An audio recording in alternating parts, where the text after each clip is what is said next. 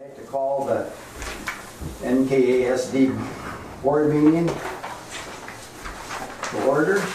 What I'd like to do is, I know I switched the voting before, and I'd like to switch it back just to give everybody a chance to not always be first of all. Okay? And we'll also go with the roll call that way, since to keep everything the same. So let's start roll call. Bob Anderson. Here. Don Billick. Here. Steve Blair. Here. John Brugman. Here. Brian Biggs. Here. Robert Thompson. Here. Mike Rudd. Here. And I'm here too. Where are you? He's physically. Terry Murray. Thank you. Being recognized. And in the audience, we have a little larger audience than usual. It's nice. See, we get a crowd once in a while. We have Darcy Sullivan there taking the movies of us. Crystal Clance is here. Dennis Wagner, Gary Skolman, and Ken Anderson. Gary and Ken from the city. And Dennis, I don't know, what are you? I think you're the mayor, aren't you, Rainier? Well, yeah, I'm here for myself and also for Rainier, just listening to, there's been a lot going on. So Good, I appreciate it. I want to hear everything going on. Good, thank you. All right, any additions and deletions to the agenda? So moved to approve the agenda. Second? By Steve? Second? Steve. All in favor? Aye. Aye. Aye. That shouldn't have a roll call, sorry. No, you got, remember you got. Yeah, sorry, I gotta do a roll call. Bob Anderson. Okay. Don? Yes. Steve? Yes. John? Yes. Brian? Yes. Robert? And Mike? I vote yes. And Terry Murray votes yes. All right. Moving right along today.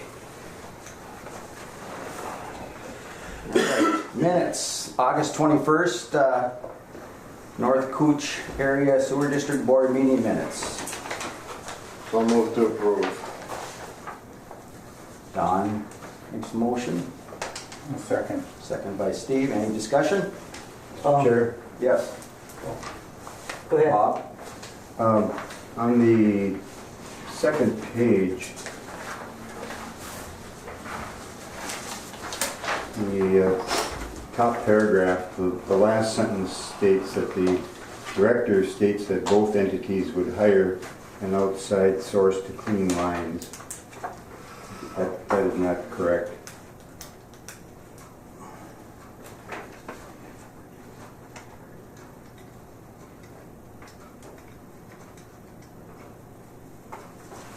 You didn't say that? I said it.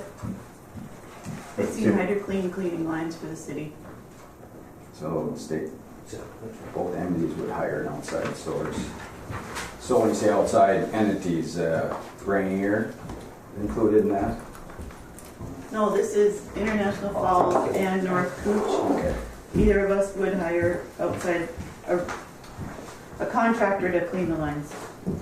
Okay, lines that are eventually established, Sewer lines, yep. established responsibility of, which hasn't really been done yet. Okay. The city has a backhaul and cleans lines.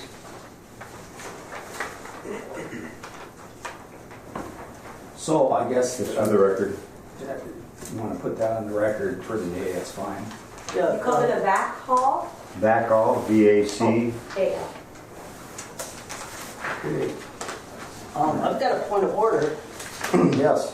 Now, Brian's here today, and I mean, he's eminently qualified to be on this board, but should there be a piece of paper and a notification to the board that he's taking over the, I don't know what, you know what, I don't know what the bylaws say about that, or whether that's a, pro So what you're forma. saying is because Keisha hasn't sent her resignation, is what you're saying? Yeah, and we haven't received any official notification about this change here. So, I mean, I don't have any problem. I mean, Brian, he's knows all the background and everything like that. But it's in Okay. case somebody does possibly contest Question it, this at question. some later date. I mean, all our votes could be null and void. Okay. Cindy? There was an email that came through at 8:30 last night stating that this was the case. Oh, okay. So it was in my inbox this morning. Yeah, I have no problem with that then. As long as we get something, yeah. All right. Okay, thanks. John? Any other To continue the point of order, Don, when you've had substitutes, we've never questioned them serving here. Well, I think it was, I think the board was informed of that beforehand, at least as, in my case, we had a substitute one time. When you say substitute, what's that pertain to? Had somebody come in your place just? Yeah, right, yeah. Should it be that each entity appoints an alternate in case a person does not show? You know, We talked. as a mayor, you know, we go through there and we say, well, John can't make it, and so if like a mayor pro tem, so if he can't know, you know who our next guy is, you know, whether it be Todd in this case, or if John can't make it, maybe I'll attend. So we would offer, Rainier would offer their alternate. You guys can approve the alternate if you want, or disapprove. Yeah, that sounds like For a whatever good idea. reason, maybe every entity should offer alternates for their people. And that would be an issue. Yeah. Subject for a bylaw change to allow that. Yeah, that's probably what needs to happen, because I think Well, it's, made a good Yeah. point, John. We said you couldn't make it, we send somebody else once in a while. So, Right, yeah. But We never qualified questioned. representative, I mean, that's what you're trying to do. We send somebody unqualified, you guys give them on sitting there. Okay, yeah, that's, Just to be clear on this, it looks like Brian is our new member of our board. It's not a temporary situation, just so we're all clear on that. yeah. Okay, well, that's something we can look at in the future, huh? All right, anything else on the minutes? If not, I'd take a vote. Somebody Bob. else had something. Oh, does someone else have a question? Oh, was your point of order question that you had about? Yeah, I'm done with it. John, yeah, okay. All right. Any other questions? If not, take a vote. Bob? No? Yes. Yes. Yes. Yes. Yes, I vote no. And I vote yes. All right, next. Just for your information, September 17th, 2018, not 17, Budget Committee minutes. So moved to approve. Second motion? Any dis- It's just an FYI, you don't need a Oh, all motion. right, that's right. Okay. Any questions on the Budget Committee since we're looking at it? Mr. Chairman, Yes. the two big dollar amounts that they're looking at undertaking next year, I wonder if one can be done one year and one the next year. That was discussed at that meeting, and we do go through the budget later in this meeting, so we'll discuss that. Oh, okay. Yeah, that was discussed. All right, if nothing else, we also have the July 18th, the East Cooch minutes just to look at.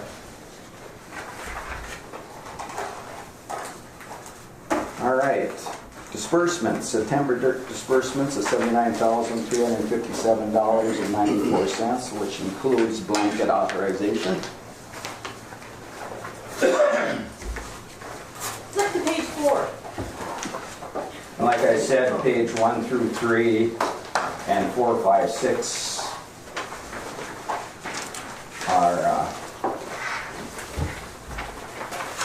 it's hard for me to explain that for some reason. I guess let's just look at page 3 through 6, those have the dollar amounts. Rip Those- 1 through 3 apart from 4 through 6 and put them side by side in front of you, and you're set. Well, I don't know about set, but, Well, some of you might be. all right. Move to approve. Move from Steve to approve. Second? Second by Robert. Any discussion?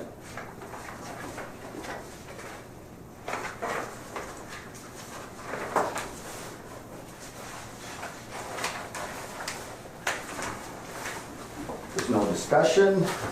Oh, yes. Why can't we get this, to get these disbursements and stuff on our emails instead of having to look it over the first thing in the morning when we come to the meeting? You do get your disbursements. It's just it's Well, I didn't get them, I couldn't find them on my computer last night. It's in a QuickBooks form, and it's not an Excel spreadsheet. It's the old way that you get it.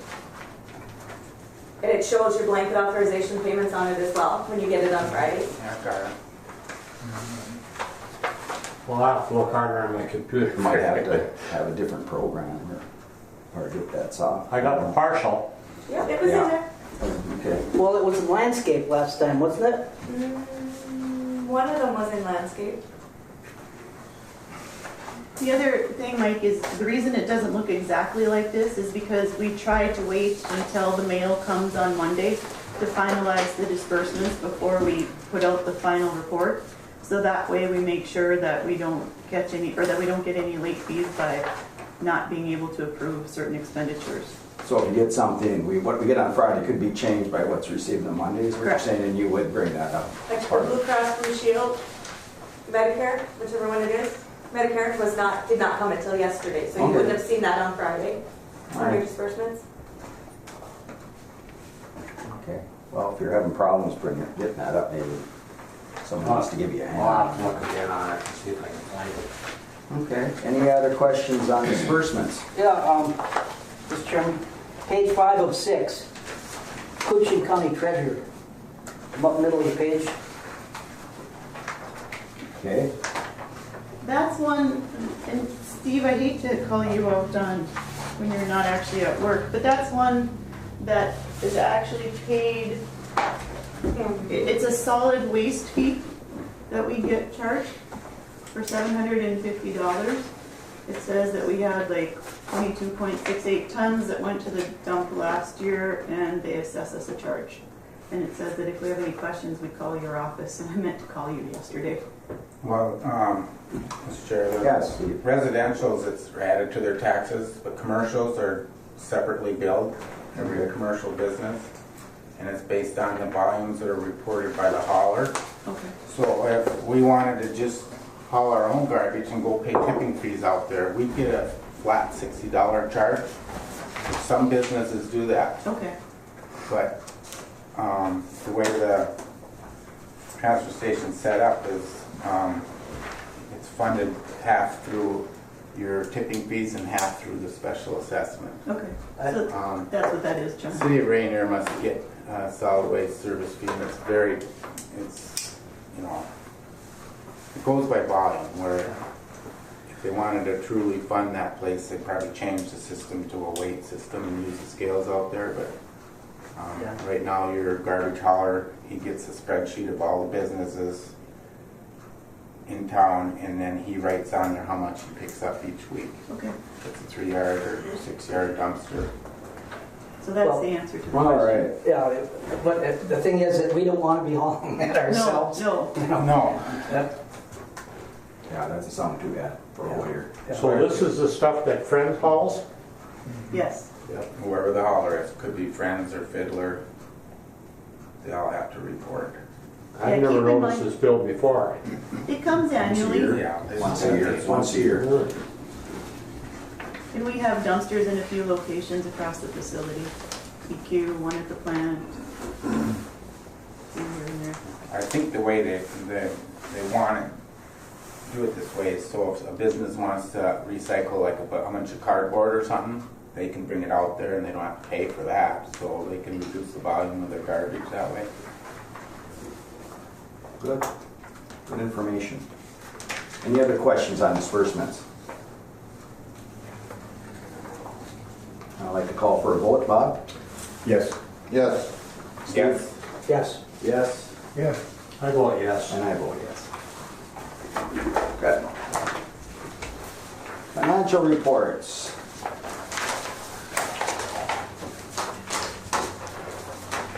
All right.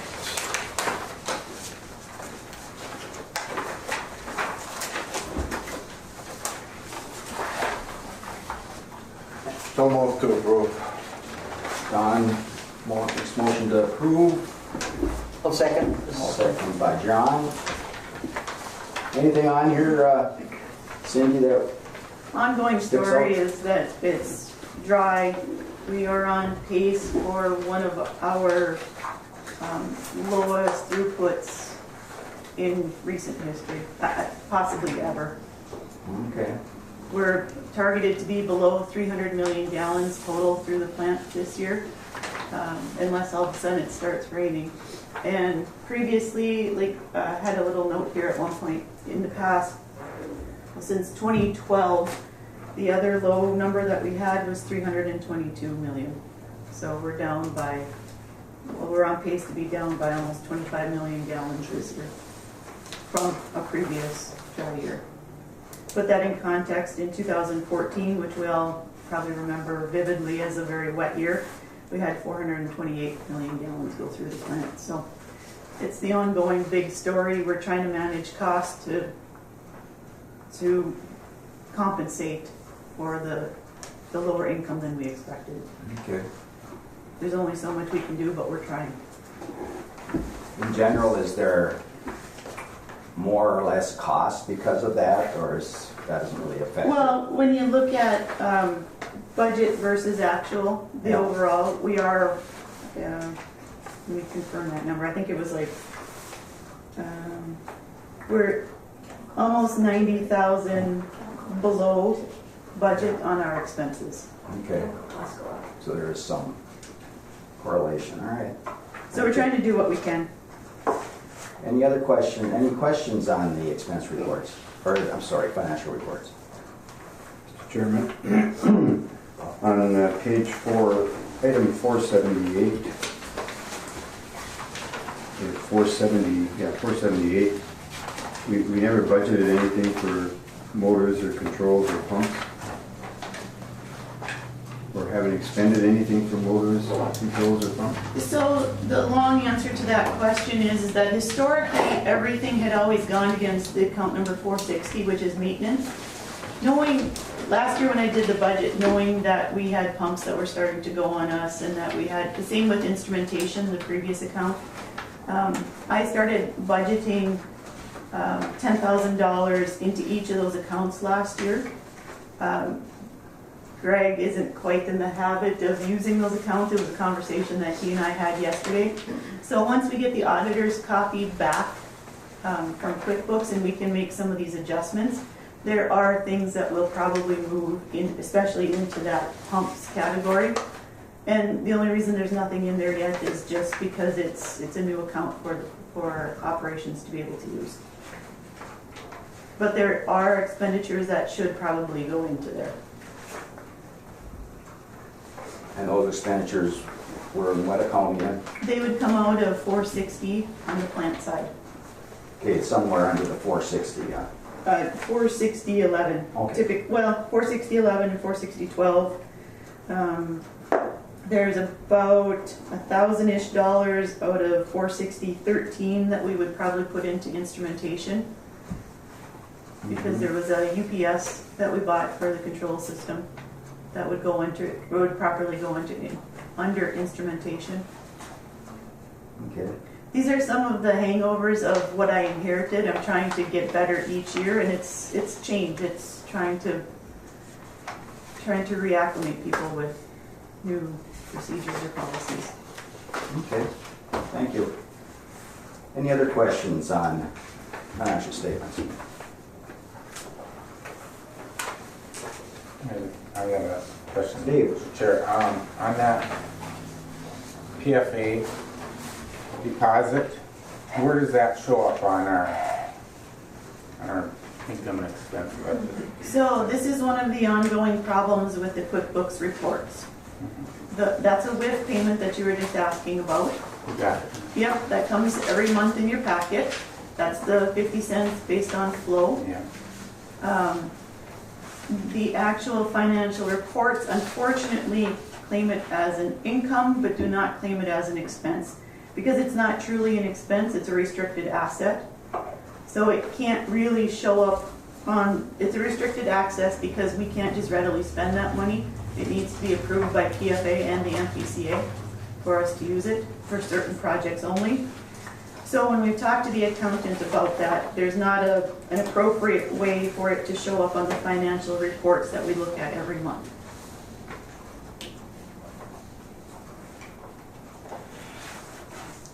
So it wouldn't go into the 900s. I think they're, On page 3, the last page, it says PFA expense rehab project at the bottom.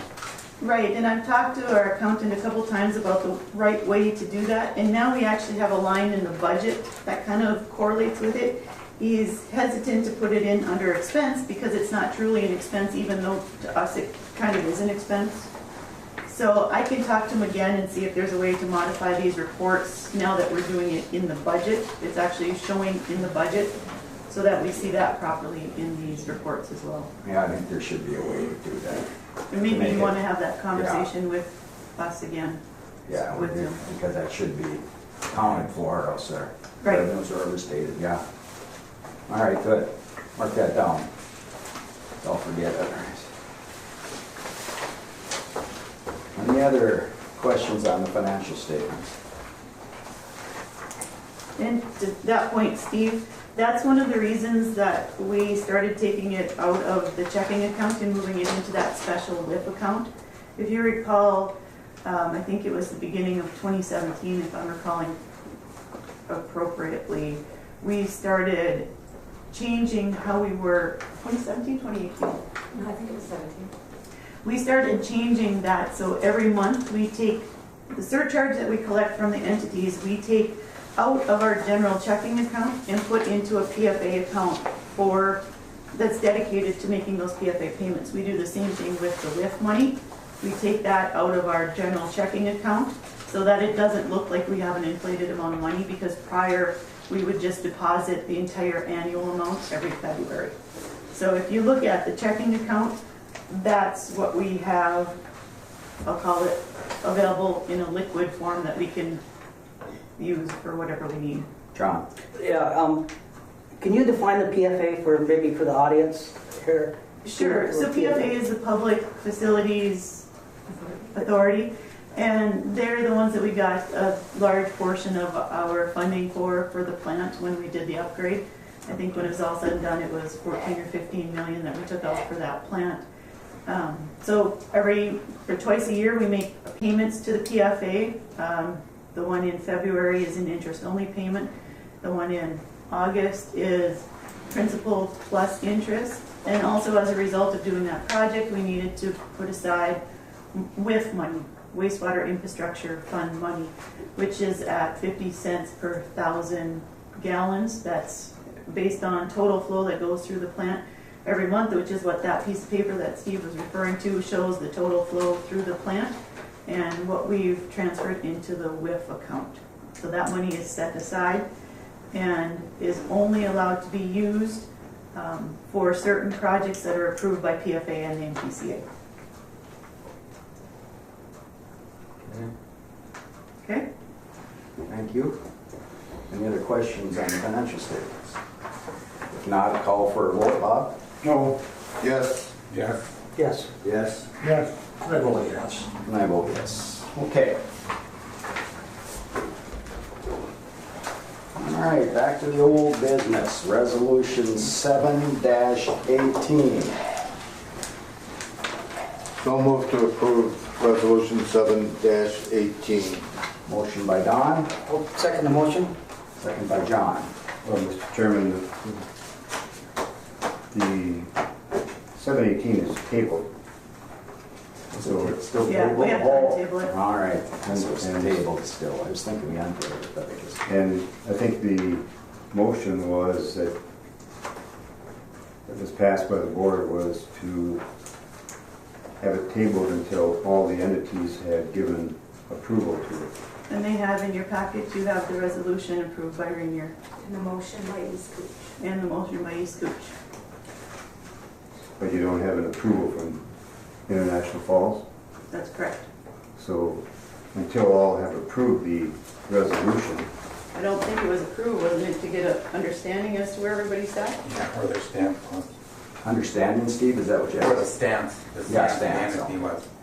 Yeah, that's what I remember. Is there something in the minutes that states otherwise? Oh, I don't have it. Yeah, never mind.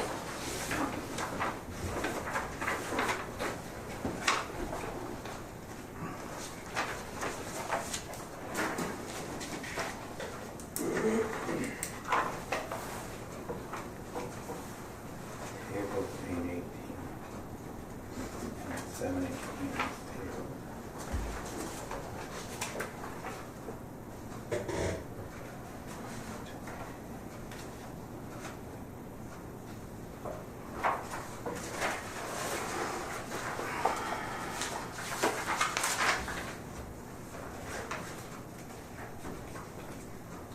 what the minutes say.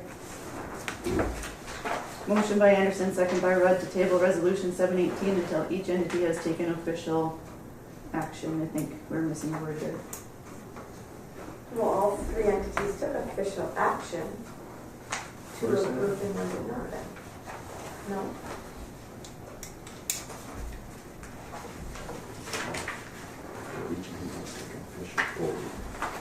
Right, it says taken official action. It doesn't say official action to approve. Each entity has taken official action, therefore. I see, where do you Top of see? page 2, Mine says take official voting. No, that's the missing there's a action. word missing. Voting, yes, but still, Oh, I see, the action should be that. the intent was to get the opinion of every Yeah. entity in writing, so Yeah, I think we know everybody's, all the entities that get in there. that's my Understand. Yeah, I think so. All right. All right, so we have a motion and seconded Do we need to untable? to untable. We haven't done that. Okay, we have a motion to untable. Can I have a 718? motion? Well, hold on. Oh. Motion to untable. We haven't yet, I think. I would so move to remove from the table resolution 718. Okay, Don, Second motion. seconded by John. All in favor? No. Are you gonna have discussion? Are you gonna go around the circle? Yeah, but I was gonna have a roll call. Okay. But anybody want to discuss that first? One we have already? If not, take a roll call. Bob? No. Yes. Steve? yes. Yes. No. Yes. I vote no. And I vote yes. Now I would make a motion to approve resolution 718. Motion by Don, Second that motion. second by John. Discussion. I don't know what would be the order here, because we have two different motions. We have the city's resolution, we have the NKASD's resolution. We're going in order. First, we're doing the 718, then we'll discuss the other. The original one was 718. Yes. Okay.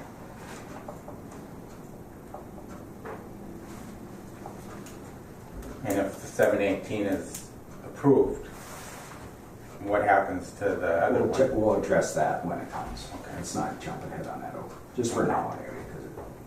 'Cause I'd like to reiterate the reason why I'd be voting in favor of it, and that's, again, the main points was we hired a very competent lawyer to help us through this transition, and he, without a question, said that we should be owning the certain things, and certain interceptors, he made pretty clear that we should own it. That's probably one of the main reasons.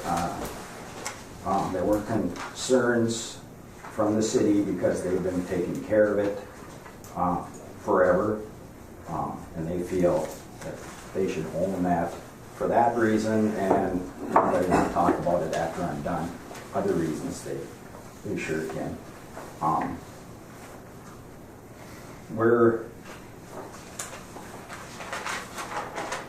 My stance is pretty simple on this when it comes right down to it is, the interceptor is the main line, and correct me if I'm wrong, main line that includes all the waste from Rainier and East Cooch.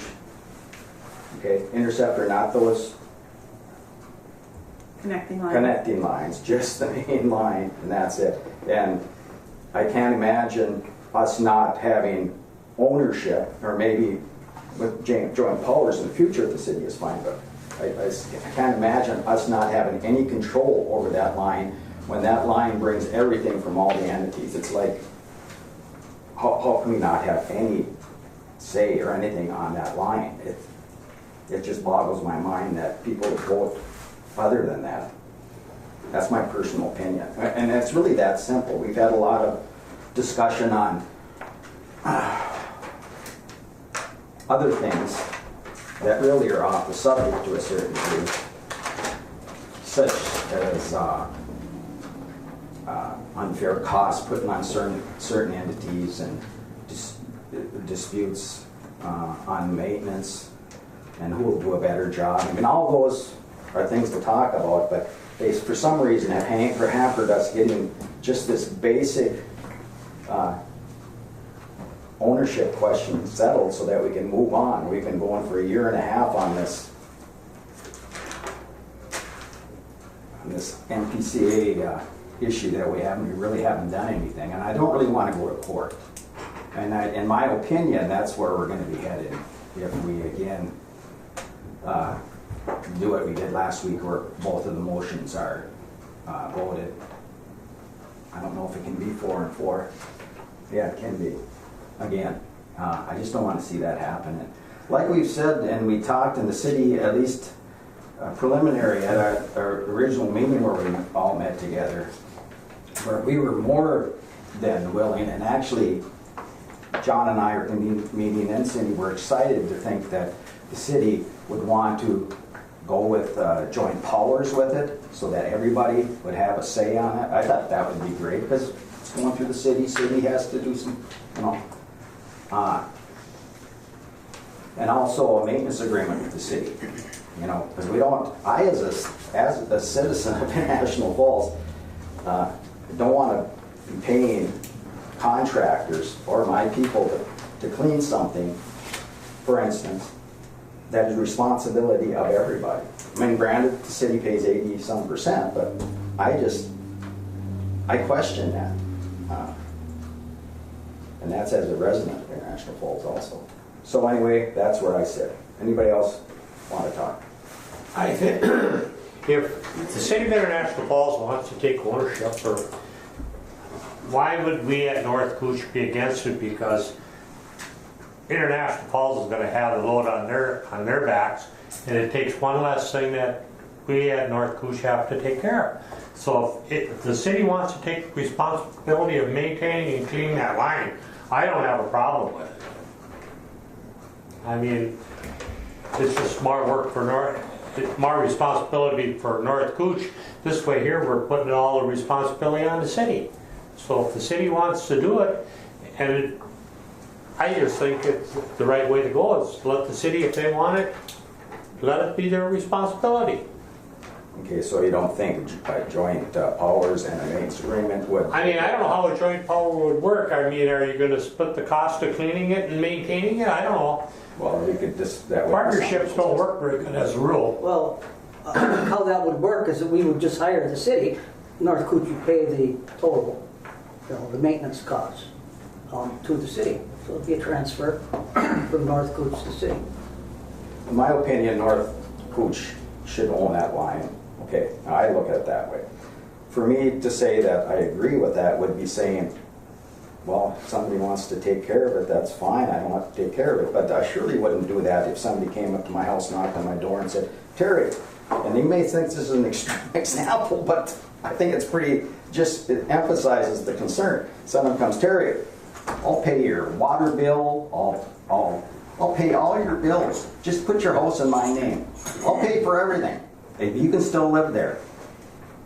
I mean, sure, I'll do that. Well, of course I wouldn't do that. Nobody would do that. I mean, that's what we're asking. Or even you want to say that your sewer line. If your neighbors say, hey, we have a joint sewer line going to we both connected and we go out to the street. I'll pay all your sewer bills and so forth. But then I'm going to have control and you have no control of what you go through your sewer. I mean, that's what could happen. Now, granted, I don't think the city would do that. But you have to look at every possible, it's our responsibility to make sure that we are taking care of our people in East Cooch and Rainier. We're not taking care of them if we say, you know what, that line where your stuff's coming to us, you know, we have no control over that. You have to talk to the city. I mean, that's what I see, and you know, we came up with such a good solution. Joint powers, it actually shows that the city, that we're working together. That would be nice for a change, wouldn't it? To say that partnerships don't work, that's BS. Partnerships should work.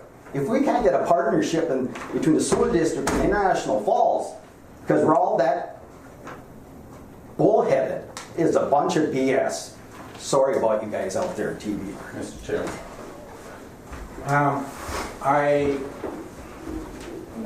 This map was pointed out to me at last meeting, and this is done by, and I believe it was the City of International Falls has hired this firm, engineering firm for years, but this was prepared in 1981, and it clearly shows who owns what.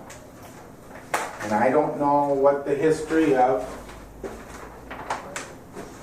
how the city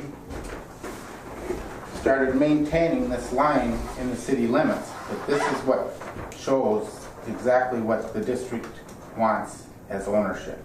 And this was prepared by WSN in 1981. So, you know, I know the city has a lot of investment in equipment and back trucks and stuff like that, and they do a great job. They're proactive in maintaining the line, but I agree with the chairman that we have to have that piece of the puzzle for our plant to be functional. I don't know. And to your point, Steve, when the district was created, all of the ownership documents for all of the lines that we're talking about were put in North Cooch's possession. We have ownership documents for every single one of those lines that's on that map.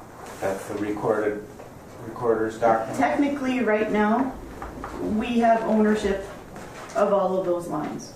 Basically, what Resolution 718 is just trying to do is formalize that and saying that as a district, we're accepting that this is what our district is composed of in terms of interceptor lines, because we don't have any documentation that clearly and explicitly states that.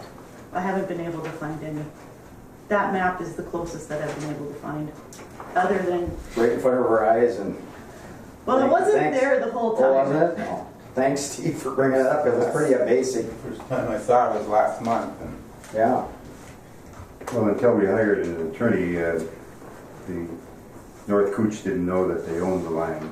Yeah. They never maintained it. In fact, to my knowledge, Greg, you can correct me if I'm wrong, but the North Cooch has never maintained any of the interceptor lines.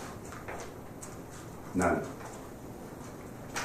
The line that we're speaking of from 3rd Avenue to the EQ is primarily a collector that has 26 city connections to it. Yes, there is effluent from other entities that come through it. The vast majority of the effluent comes through is from the City of International Falls. If for some reason was to back up, the city is the one that's going to be called. The sewer district has no equipment to maintain it. Mr. Chair, Yes, Steve. my knowledge of this is based on a meeting we had with our staff, our city staff. And according to them, because they've maintained this and cleaned it forever, they told us as a city council the most cost-effective way for this line to be taken care of is to leave it the way it is. So that's why I'd be against this resolution. Well, to that point though, Brian, if we end up in a maintenance or a joint powers agreement, I think what you've heard from the board here today is that there would be compensation to the city. So instead of paying 100% of the cost of that line, the sewer district would then either hire the city to continue to do what they're doing right now, or they would at least compensate them in some manner for the flow that goes through there that's not belonging to the city.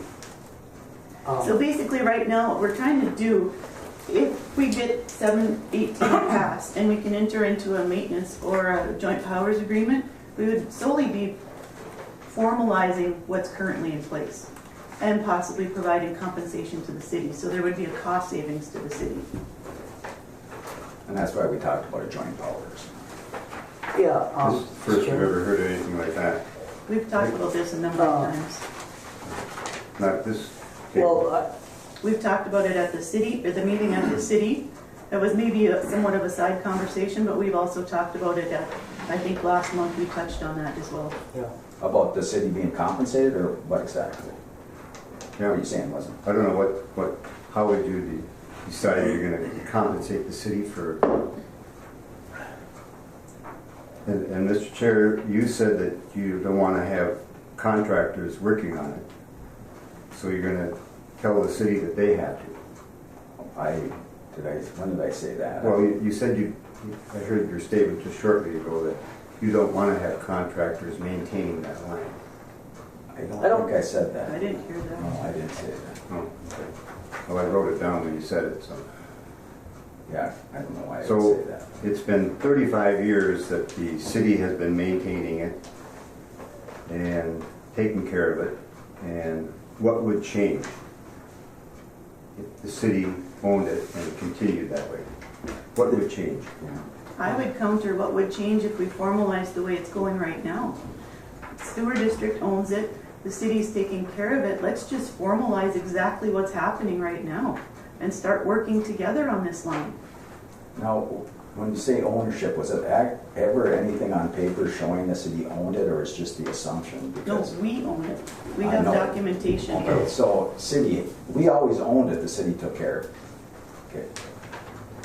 Well, the And to city that- owned it at one time.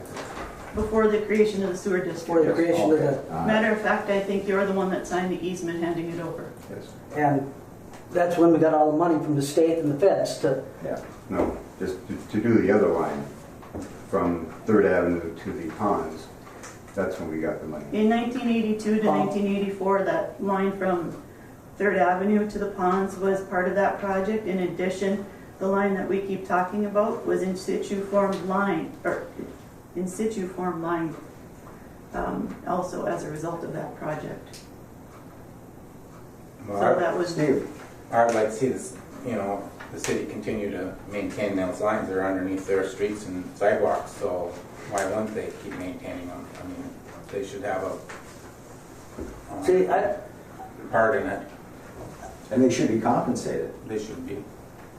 I don't see, and if the city members here are taking care of their fiduciary responsibilities, they would say, well, you guys take care of it. I mean, we don't, we've been paying all these years, we shouldn't have been, Yeah. and now it's your turn to step up. Yeah. And as a taxpayer personally, I don't want that to happen. I'm not big on, but one of the things when I came on here is I wanted, I've heard so many people saying how higher costs are, our water and sewer in the city, and I'm not the first one I'm not gonna blame the city on anything. I know there's a lot of circumstances involved why things happen. That's why, one of the reasons I liked it came on here to find that out. And unfortunately, I haven't been here that long, but I'm getting a little concerned that the city seems to like to take on costs that they shouldn't. And I'm not too, as a citizen, not too happy about it. This situation, I would say, damn it, North Cooch, you start paying for this. We shouldn't have been paying for it. But no, the city wants to keep paying for it. I don't know. I pay taxes, and I know at my county board, they came to me and said, we're going to start St. Louis County, for instance, the reservation, half Coochichin, half Itasca, or St. Louis. They were paying it for years, or for everything. Well, I didn't say nothing. Yeah. That's fine if they want to pay for out-of-home place and switch half the people. So it ended up happening is they said, hey, you start paying. Yeah, they didn't say, you know what, we take care of those kids. Yeah. We've been doing it for years. We want to keep doing that. Hell no, they sent me a bill and wanted me to pay for the last 10 years, and I sent it back to them. Yeah, Can we stay on the subject, Mr. Chair? Well, I think that is the subject. Well, I'm trying to give reasons why. and part of this whole argument, we haven't talked about it today, but there was questions raised about lift stations. Now, and how some people want to kick lift stations back to entities. I mean, no way. I mean, I don't know how that became part of it. I think we have to preserve the integrity of the sewer district by owning those main lift stations and continuing on like we have been in that regard. So, that's, to me, that was an unnecessary addition to this whole discussion about an ownership of that portion of that line. Thank you, and I'm prepared to remove that from the resolution 818. And I guess I'm going to come back to member Blair's question. If this is adopted, what happens to resolution 818?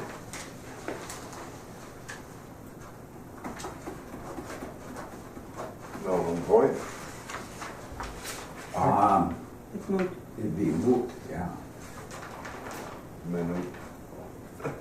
I question whether we should untable both of them before acting on either one of them. No, We have a motion and yeah, that's, second on the table. So 818 would remain on, would table forever.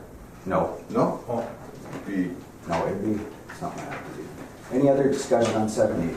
What happens to resolution 18, Mr. Chair? What is your ruling going to be? moving on. You're representing the city of International Falls, and the city council has asked you and the I don't think other this- members. I don't think the city council knows in depth what is being asked under 818 as I do. I've spent more time than anybody on this board looking into this the last month, 2 months. And I put that against anybody.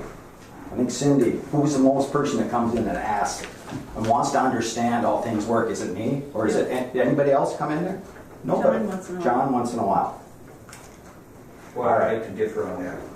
Can Okay. I weigh in here on this? I got a few things here, and I just want to clear the air. First of all, Rainier has voted, and so as Rainier, I represent Rainier, and Rainier has cast a vote 3-2 in favor of acceptance Rainier. But as an individual, I'd like to weigh in on this, and I've been listening to all these conversations. Okay. That's why I come here, because I think there's some valid points that can put some light on. A couple things, you say, well, our lawyer agreed to this, and that's, he also agreed to the lift station that Mr. Brugman said. He said, okay, it's fine, just switch the lift station. So your lawyer's got different opinions on different things, on these things. And second, Terry, I know you made the point that, well, if somebody come knock on your house and said, you can have this, you can live here. I'm living on a piece of property. It's a life estate. You can transfer ownership. And I'm just clearing the air here. You can transfer ownership as long as you keep unrestricted rights to it. Ownership is just a liability. I can tell you that. It's nice to say you own something, but with that goes a lot of liability. Our demolition center for Wagner Construction is not Wagner Construction Bank simply because there's too much liability there. And so taking on, like you said, nothing changes, let's leave everything this.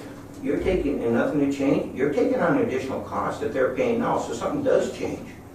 There's going to be an additional charge to North Gooch, and I'm part of that we'll be paying. So things do change. This is a 35-year-old agreement that things change. They need tweaking, they need adjusting.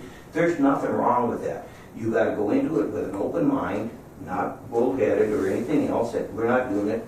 And I see there's been, I'm familiar with both proposals, and what I see here is a big deal over this ownership. And that seems to be the sticking point. Other things that certainly can be worked out and basically have been worked out and agreed to from what I understand. But, when you say a joint powers agreement, that's a maintenance contract with an entity, whether it's a city or a contract or anything. Now they have the control. And how are you going to, is that going to be a forever deal? Or is that going to be, you're going to have control over that? Or are they going to be able to bill you anything they want and then we start paying part of that? The way we have it now, we have no bills. We have no bills for it. And you could put that in an unrestricted use that we never will get a bill for that.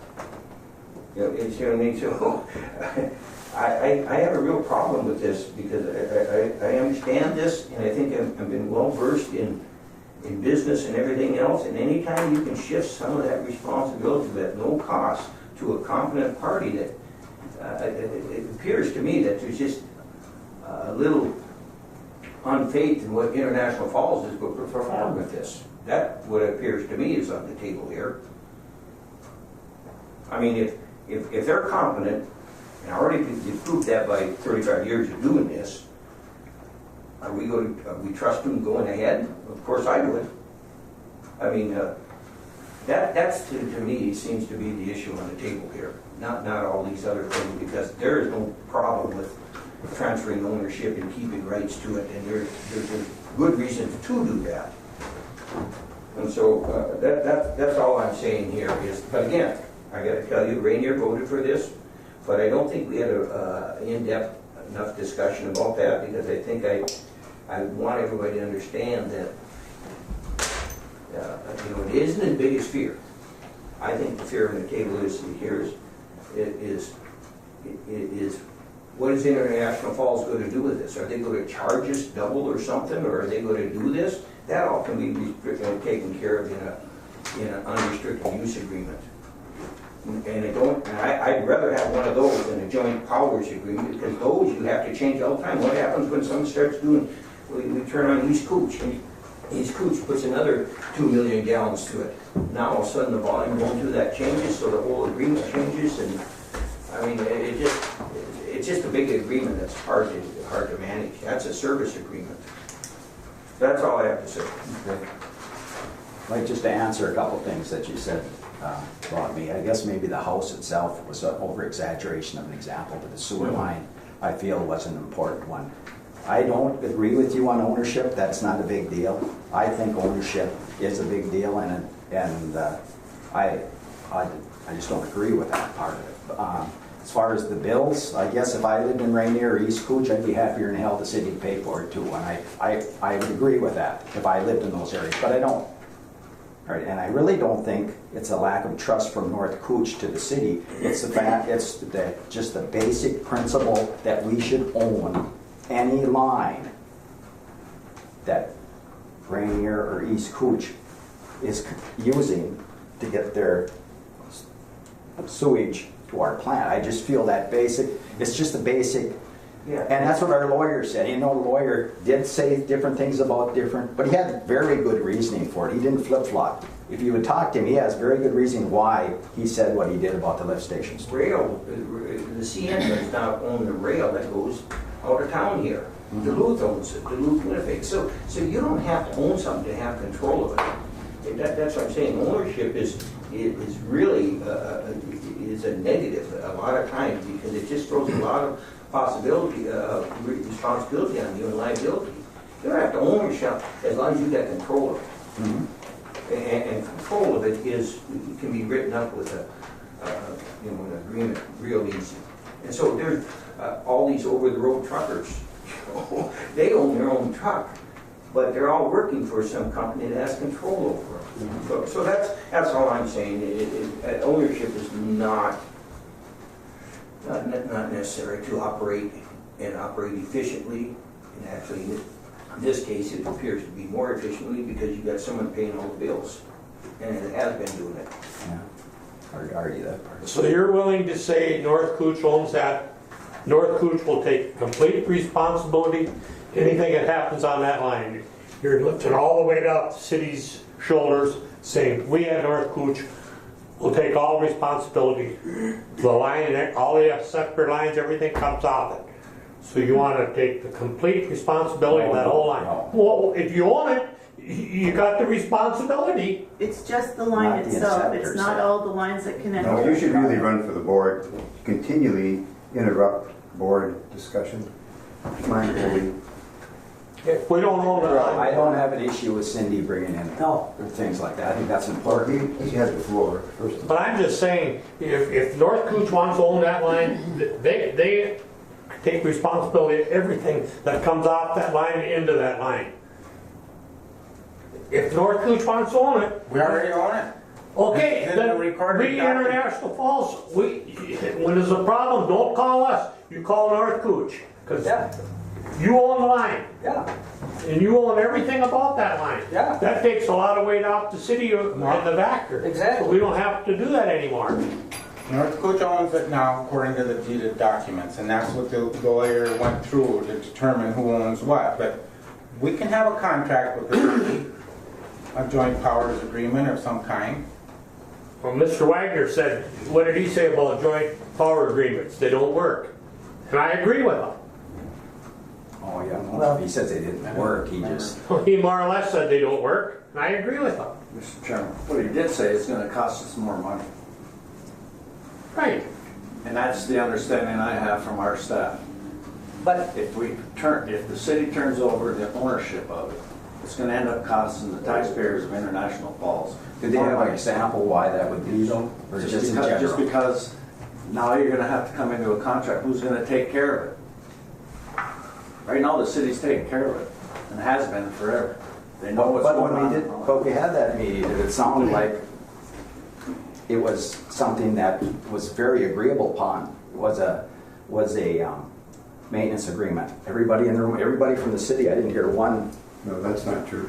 Well, was there anybody that said that maintenance agreement wouldn't work or was against it? I don't think so. I know that they would rather just own it, I understand that, but I know your attorney was said that, He was the one that brought it up. yeah, Certainly, there was discussions, but there was never agreement. yes.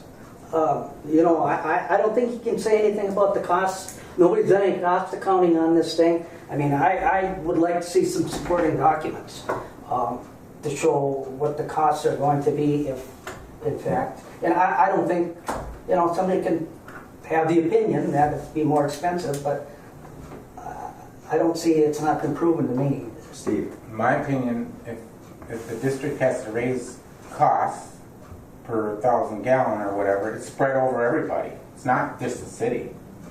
So if anything has to be done to that main line, the cost would have to be handled through the district, and then it's spread from Shea all the way through the line.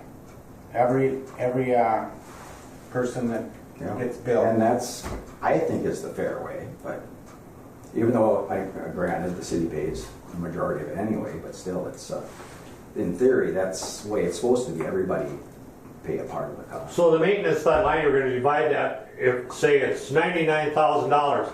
East Cooch pays 33, Rainier pays 33, and the city pays 33? That ain't gonna happen, you know that, and I know that. By the 1,000 gallon, it's 205 a thousand now. So if we have to raise it up to 250, what is it? 281. 281 a thousand? Yeah. No matter how International Falls is gonna get it to buy. You know that as well as I do, John. No. No, you know, we're charging based on gallon, well, based on volume. So that's the only way we charge is based on volume of flow. Unfortunately, the city has much higher flow than leakier pipes. Robert? I have no objection for the city to own the line as long as there's no restrictions to East Coast, Rainier, and Island View. So there's no charge. That's fair. Right? That's fair.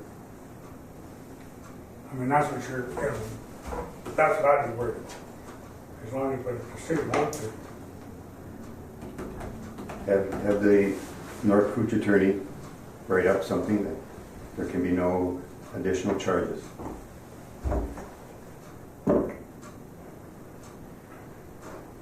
Anything else? And I think that's pretty much what Mr. Wagner's said is the best way to do it. He's pretty knowledgeable about things. I would have a tendency to lean towards his feelings, especially based on the information I have from our city staff.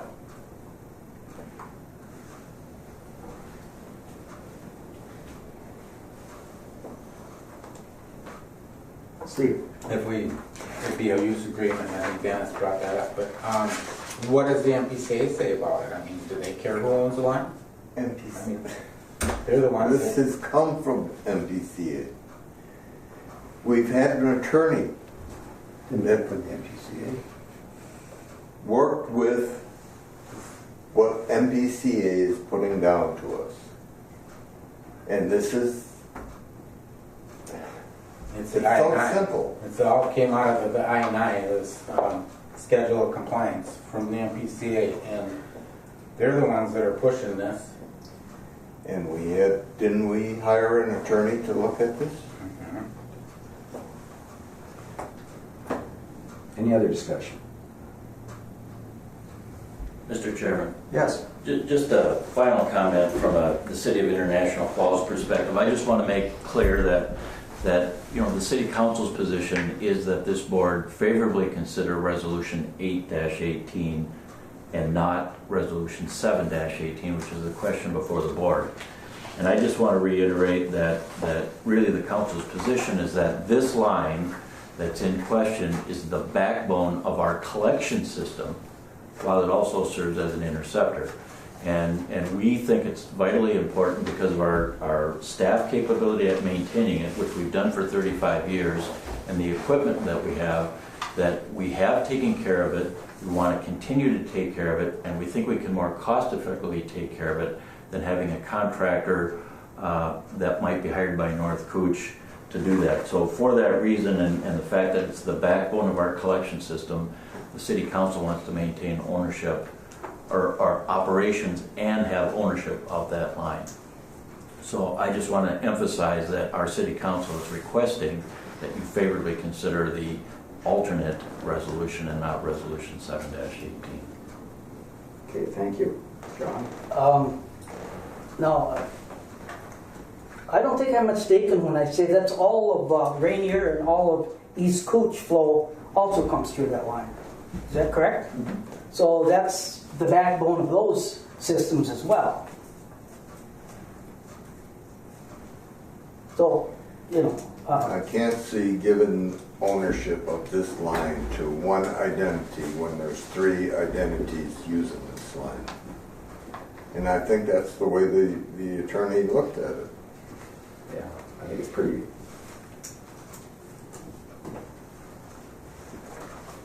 That's just, let's have East Cooch on that line.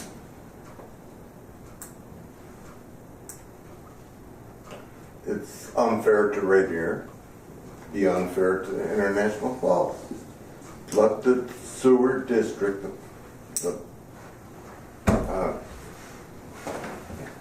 I'm through.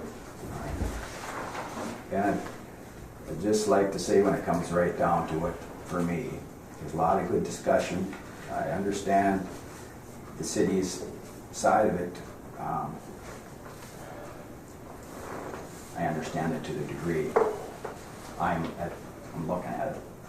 They probably would not agree with me, but I understand. But it just comes down to basic ownership of who should own that main line. Our attorney has given us that, and I think we'd be more than open working with the city on that line. Has it ever been plugged? Have we ever had a plug in that line or any issue in the main line?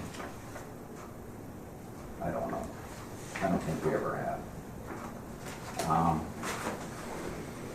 I would just like to see this resolved one way or the other. Mr. Chairman, you don't have the staff, you don't have the equipment. How are you going to maintain something? Again, from our meeting that we had, the city, those here did say a maintenance agreement was an option. That's what it would be. I guess the city would have The city said, council has rejected that, and the city council is asking that we consider resolution 818. okay. You don't seem to get it. No, Bob, I don't think you seem to get it. You say things, and sometimes I question. I mean, you're even telling me what I say during a meeting. I mean, I question that. But it's just basic ownership, and I think we can work together to get it done. But if it doesn't pass and we have to have another one, I'm more than willing to work it out. I have no issue. I just feel this is the best way, and I think I shouldn't be criticized for that. I feel that's the way it should be. Well, if it goes court, I think the city would probably likely win, because I think there are some statutes for adverse possession. I mean, if they've been maintaining this thing for 35 years, I don't know, I'm not a lawyer, but I don't know what the rules are in adverse possession. There's a time frame of, I don't know, so many years. I think Mr. Overstar asked that question, and I think he has some experience in that area. He said he didn't feel that same way. But resolution 818 now has some flaws, right? Because we're gonna take out the clause about the lift stations. So I don't know how we can even adopt 818 now as it's written. I'm prepared to move 818 without the whereas and with changes to taking out all of the issues with regard to lift stations. The city of Rainier, I don't know, East Cooch has a line going right through the city of Rainier, and I'm sure they have hookups on that, and so that's similar to what's happening in the city. Steve, that's actually our line. The line that goes from, Lift station 8 to lift station 7 to lift station, as it snakes through to 1, that's our line. So it's exactly what you're so comparing. there's a gap in East Cooch's ownership of lines. Nope, No. it's the interceptor line, just exactly what we're looking at in International Falls, that we would maintain, we have the ownership of the interceptor line that runs through, and all the connections come in, same in Rainier as it would be in International Falls. So all that line that runs through French and Jameson Addition is our line. That's correct. The one that runs from lift station 7 to 1, yes. 7 is by City Beach. No. In Rainier Park. In the park. And 1 is by Colin Earl. Cindy, have you talked to Overstar about if the city owned it and if it had no restrictions on it? What do they say about that? I don't know if I've had a conversation about that.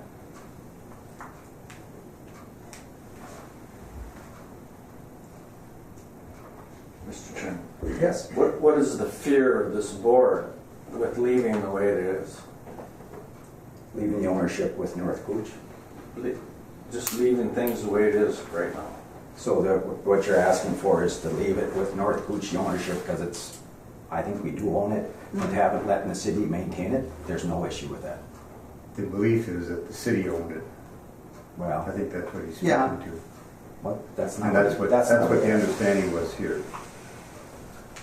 Well, I don't think anybody knew what anything was. There's just a lot of assumptions.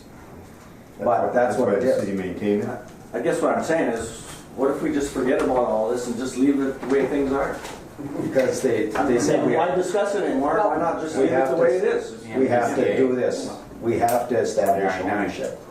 As part of our MPCA, or else we wouldn't have been doing this, I don't think. No. So the piece of the puzzle that you're missing, Brian, having come in a little bit late on this, is that as a result of this notice violation that we've received from the MPCA, they issued us a schedule of compliance. And in the schedule of compliance, there are certain milestones that have to be met.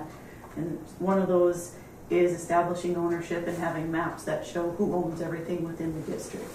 And then along with that, then there's activities that are associated with those lines. So for things to happen in certain lines, we need to understand whose responsibility it is going forward to be able to make sure that we check the box, so to speak, on that schedule of compliance. Yes, Um, John. You know, there's absolutely no benefit to ownership of that thing. I mean, I don't know why the city wants it. North Cooch, I mean, why would we want it? But this is the way it's supposed to be. To move forward, we're supposed to establish ownership, and that's what we're doing right now. Yeah, and I'm sitting the same way John is on that. That's the way it's supposed to be. And that's what our attorney said. And if I had a good reason to vote other than that, than what our attorney said, but, you know, If we were to cut that portion out of the conduit that runs from lift station 8 all the way through to the plant, that, talk about severing the backbone of your collection system. That's our collection system, and it's our conduit that runs all the way through and serves our district. And that's why we need to have, at a minimum, unrestricted access, but full ownership is how it was designed. If we all of a sudden cut a section of that line out of our conduit there, we'd be exceptional in terms of any district in the state, possibly the country, that wouldn't have a line that ran all the way through their district, serving all of their customers. And the reason is it's primarily a collector. Not an Interceptors are There above collectors. There is a minimal amount of effluent from other entities going through the line. The majority of the effluent going through that line comes from International Falls and is collected by International Falls. And the root of this is because of I&I, and if International Falls could get their I&I under control, it might be a different conversation. Well, and we are working on that. Please recognize that. I have no proof of that, so I'll take your word on it.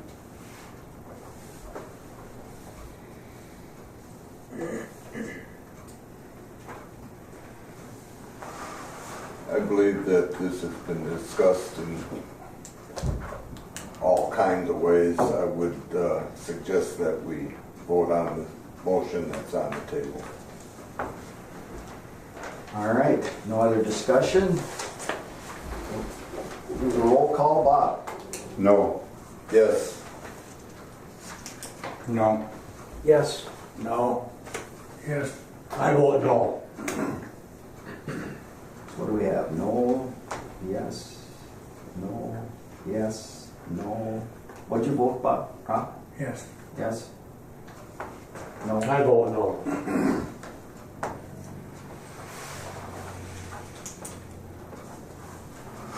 You forgot to vote. I know. Is there a time limit? I want this to be resolved and continue on. But I just can't go against what our attorney thinks is very important, so I'll vote yes. Or for the It's motion tied fails. 4-4.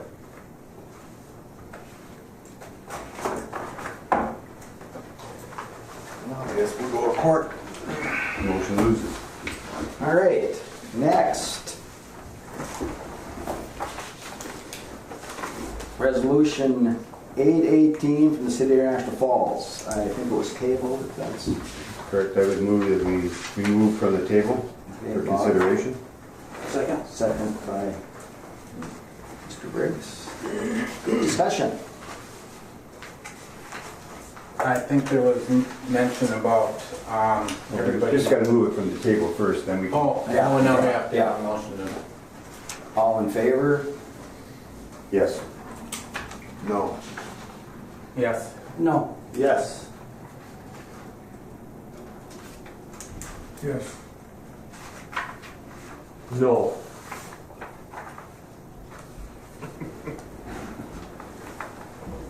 You don't want to consider it? I'm so confused on how it's really going. I mean, I just don't, I'm with Mr. I'm- Rudd, no. I'm lost on it, to tell you the truth, so I really, Table. That remains tabled. Okay, all right, next, Okay, let's hold move on. on. Anderson, Blair, who else voted yes? Briggs. And Robert. And then no, Billy, Redmond. Redmond. Okay, I&I update. Yes, it is. I&I update. So, we need to review the schedule of compliance because, well, this is kind of one of the milestones that we have to accept. Schedule of compliance, as I indicated when I was briefing Brian, this is the result of the notice of violation that we received. This is how the MPCA goes about addressing problems like what was cited in our NOV. So in front of you, there's a schedule of compliance that outlines the steps that the MPCA is expecting us to take. So the first few pages are pretty much background information, so I'm not going to go over it. Just so you know, this is the first time in quite some time that you've seen the schedule of compliance. I just want to review it in a high level. And then next month, we'll be looking for a vote to accept to sign the schedule of compliance. Given that we are still unsure about ownership, when I report back to the MPCA, it's likely that we may have a different schedule of compliance that you'll be seeing next month. So if you skip ahead to page 3 at the bottom, it's part 4 of the schedule of compliance. Excuse me, bottom of page 3, part 5 of the schedule of compliance. So when they speak about regulated party, that's North Cooch. And they believe all the wording for the entities has been changed to governmental units, which was a request of one of the entities. So, first one, within 90 days of the effective date. So when they talk about the effective date, that's the day that we sign the schedule of compliance. The clock starts ticking at that point. So within 90 days, North Cooch will have to provide basically a history of any enforcement that's been done to regulate I&I, any agreements or any ordinances or anything like that that we have that support that. We have to provide to the MPCA. And then any control mechanisms that might go in place to be able to control I&I. So basically that's a little bit of a report. There's not going to be much to report in that one because there's never been any action taken.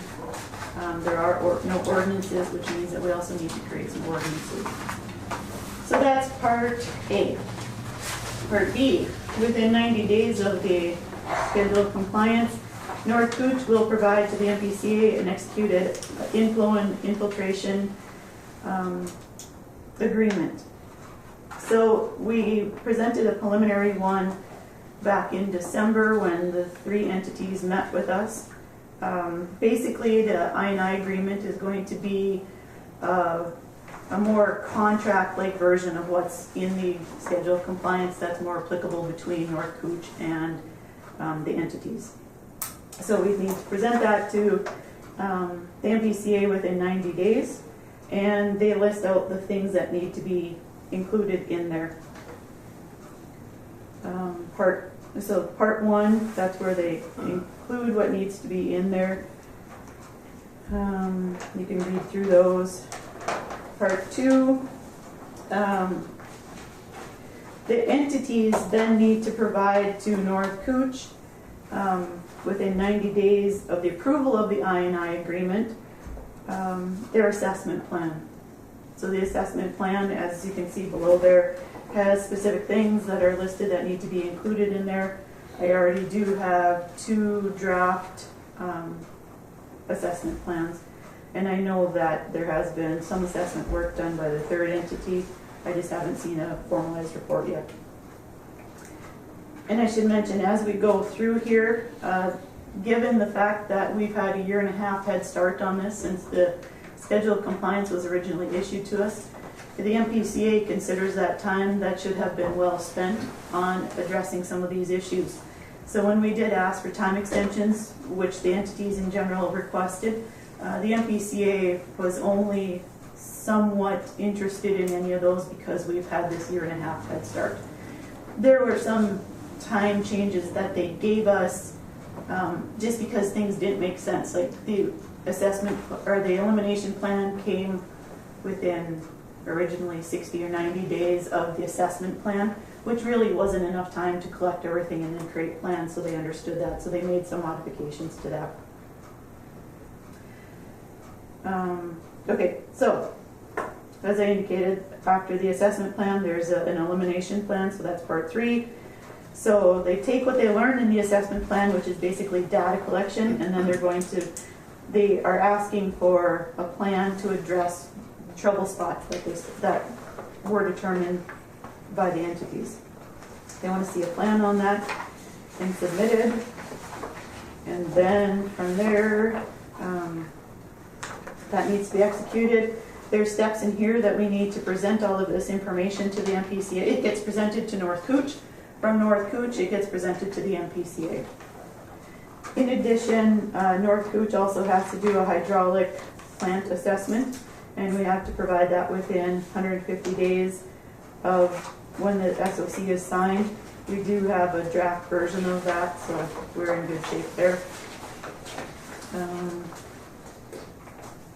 If we meet any of those deadlines, there's penalties for that. And then part 6 outlines what the penalties are. So there are actually financial ramifications if any of these are not met. So one of the other things that North Cooch will need to do is establish in the ordinances likely how penalties will be assessed if they're incurred, because it's quite possible that maybe 1 or 2 of the entities may complete one of the tasks, but maybe a second or a third didn't. So do we assess them across all of the entities, or do we assign it to just the 1 entity or 2 entities that didn't meet the deadlines? We need to have a mechanism in place for that. So I mean, that's a nutshell version of the schedule of compliance. The entities have seen seen the the iterations of this, I should say. After I talked with the MPCA, as I indicated, I'm expecting that there's going to be a slightly different version of the schedule of compliance now that we're still stuck on ownership. So I'll be issuing that to the entities, my contacts at the entities, to make sure that they're comfortable with that. And we'll go forward. And at some point in the very near future, it's been indicated to me by the MPCA that if we don't start getting ownership agreed upon and the schedule of compliance signed, that their action is going to escalate. So right now, they're willing to work with us on the schedule of compliance, to negotiate with us on timelines or activities. And there has been some change in this from the very first one that we had. But if they escalate this and it goes into the courts, that negotiation is done and it's a mandated regimen as to what the courts want us to do. So, any questions on the SOC? I went really quick. It's not exactly an easy document to read, but any questions?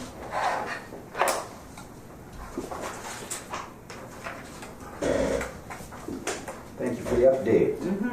Island View update. Island View, lift stations 100 and 200 are online. Lift station 300 is coming online this week. There are currently five households to my knowledge that have been hooked up. There could have been a couple this week, I'm not sure. So it's a little bit slow going. We kind of thought we were going to be a little bit further. A year ago, we thought we were going to be further at this point, but we are making progress now that the lift stations are coming online. Their focus will be switching to getting residences online. They're really targeting, now that we're moving into off-season for the resorts, that they get those resorts brought on in the off-season. So. Okay, any questions on that update? Operators report. Okay, Mr. Chairman and board members, just a few things that I want to bring to your attention here. August 24th, we had that bad rainstorm here and that wind and stuff, and about 2 in the morning we lost power at the plant, and it was down till about 6:30. Our emergency generator started up. We had a few glitches over there, a few pumps that tripped out when it transferred power, but we were in here, and as far as everything ran real well on the emergency power, so it was a good run for the generator for a while on emergency power there. But as far as the plant running, the filter building, everything was running real well on the emergency power. We did lose power at the ponds also for a little while, and that was switched back on normal power after a little while, but that ran fine too.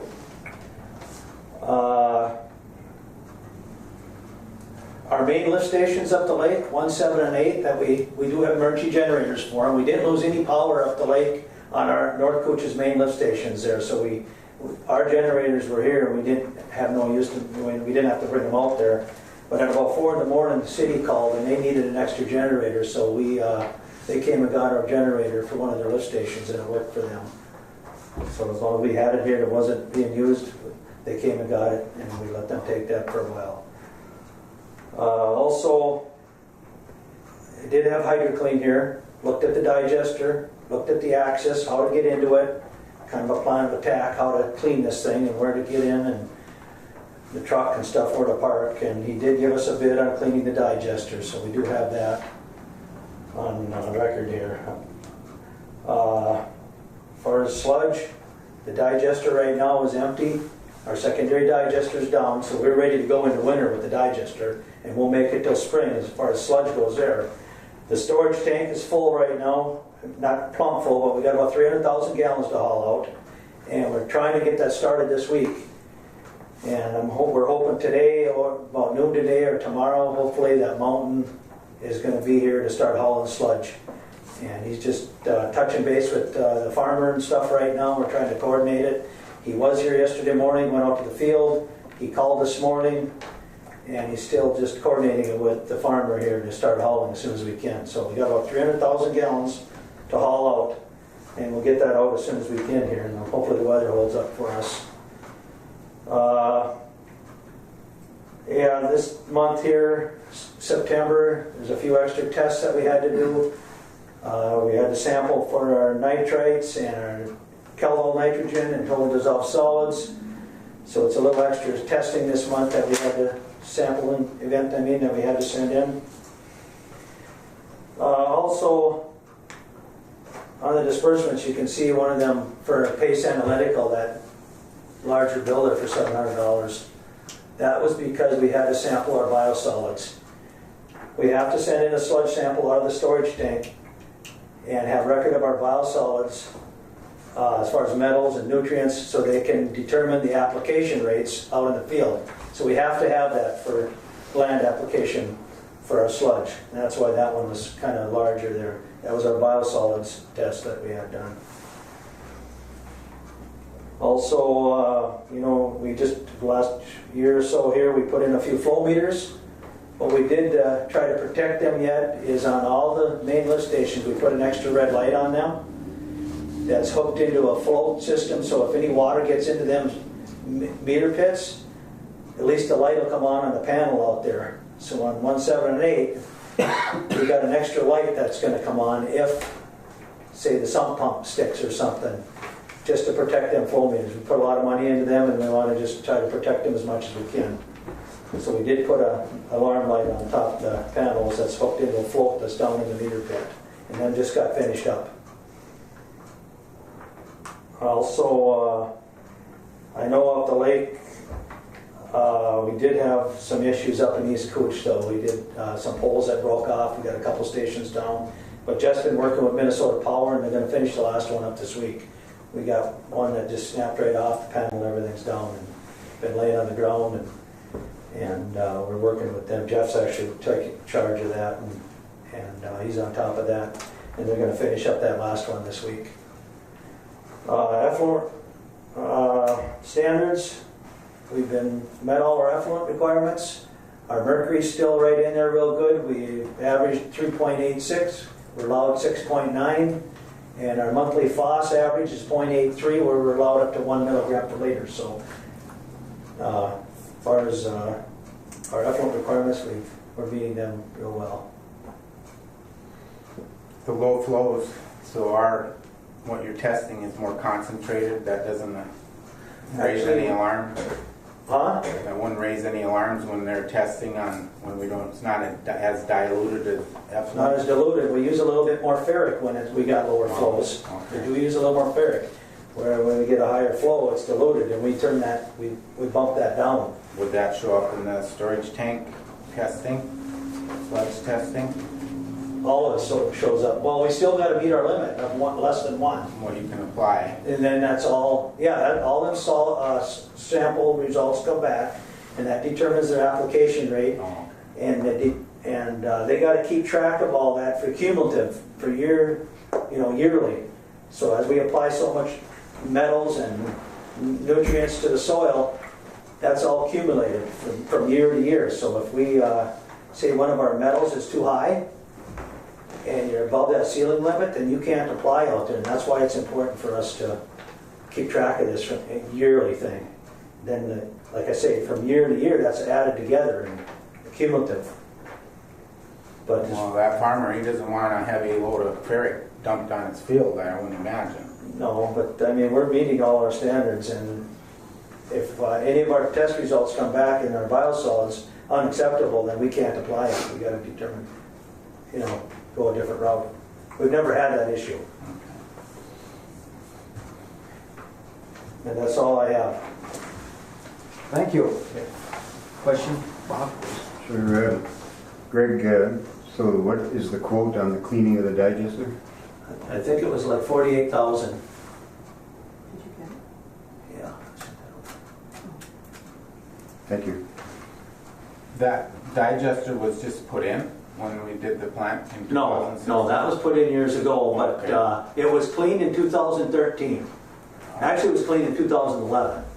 Then they dropped it again in 2013 to put a whole new mixing system in there. Okay. And took the old heat exchanger out of there and put a new piping system in, and so it was empty in 2013. But next summer, it'll be going on 6 years. Right now, we're meeting, our digester's working great. We're making good methane gas, and the tests that we do on the digester to see how it's producing, we do that in January. That's meeting all the limits too. I mean, it's still working well. But eventually, we're gonna have to think about cleaning this thing and see how dirty it is, and maybe after we clean it once, we'll get in there and see that it went pretty good, and maybe it ain't too bad. And we can go 8-10 years on it, maybe. What are they cleaning, tubes? No, they just can clean the whole tank out, grit, scum, rags and stuff that could be in there. We're thinking maybe sand and grit and stuff that could be in the bottom that we have to clean out. So you're reducing the volume of the digester. As that stuff builds up, the volume of the digester decreases, and then we're not making methane gas, and we're not meeting our vector traction reduction, and that's the test that we do to see how our digester is performing. So if we can't break down the organics because the digester is so full of rags and grit, you're not going to be able to apply the sludge to the field. You have to reduce that and break down all the organics. See, we think obviously we know there's going to be sand in there that we have to get out. Just because during different high flow situations, sand washes through, it gets into clarifiers a little bit, and that's pumped right to the digester from the sump. So it should be, like I say, we should think about cleaning it. Do we need another bid? Hydro clean Yeah, we have to get another bid based on our purchasing policy. seems high for just going in there and shoveling out the sand. Well, they'll use a Vector. It's a big tank, and that's about what it came in at last time we did it, when it was all said and done. Keep in mind, this will be the first time that they've been in it since the plant upgrade. So based on some of the components that were put in with the plant upgrade, the guys are pretty optimistic that it's going to look better than it has in the past, but we don't know for sure. It's a little bit of an unknown. Yeah, because of our bar screen here, it's a fine screen where it used to be a coarse screen. We're thinking there's going to be less rags and stuff. You got a bar screen at the EQ, you got a fine screen here, which is going to help. But they'll factor that all out. We'll pump all the water, we'll let it settle, we'll pump all the clear water to the secondary and get it down as low as we can, and let them get in there and take out the rags and the grit and stuff. And that can be hauled to the ponds and put on the dike wall that's already been approved by John Thomas, let it dry, and then it can be hauled to a landfill. Thank you. Director's report. Okay, so in your package you have the East Cooch hours per standard. We made a little bit of money on them last month as there was an overage in the hours. So that's that. Obviously working on the ownership, working on the budget, those types of things were the big ticket items for this month. 2 months ago, John had asked about seat reallocation, so I've talked to his last name, Eklund, about how that would go because it's written in the enabling legislation. So he suggested that we talk with Overstar about that as well. And then you also asked last month about what happens if we get deadlocked on the ownership. So I've had conversations with Overstar about that as well. And so he's researching those 2 items, and hopefully he'll have something for us shortly. The deadlock is, one, it's unique because of the fact that we have an even number of board members, so that doesn't often happen with districts. And two, generally there's not ownership discussions like this, so there's not really precedent that he could find at first glance. So he's working on what would our path be if we can't resolve this. So I just wanted to report back on those two as well.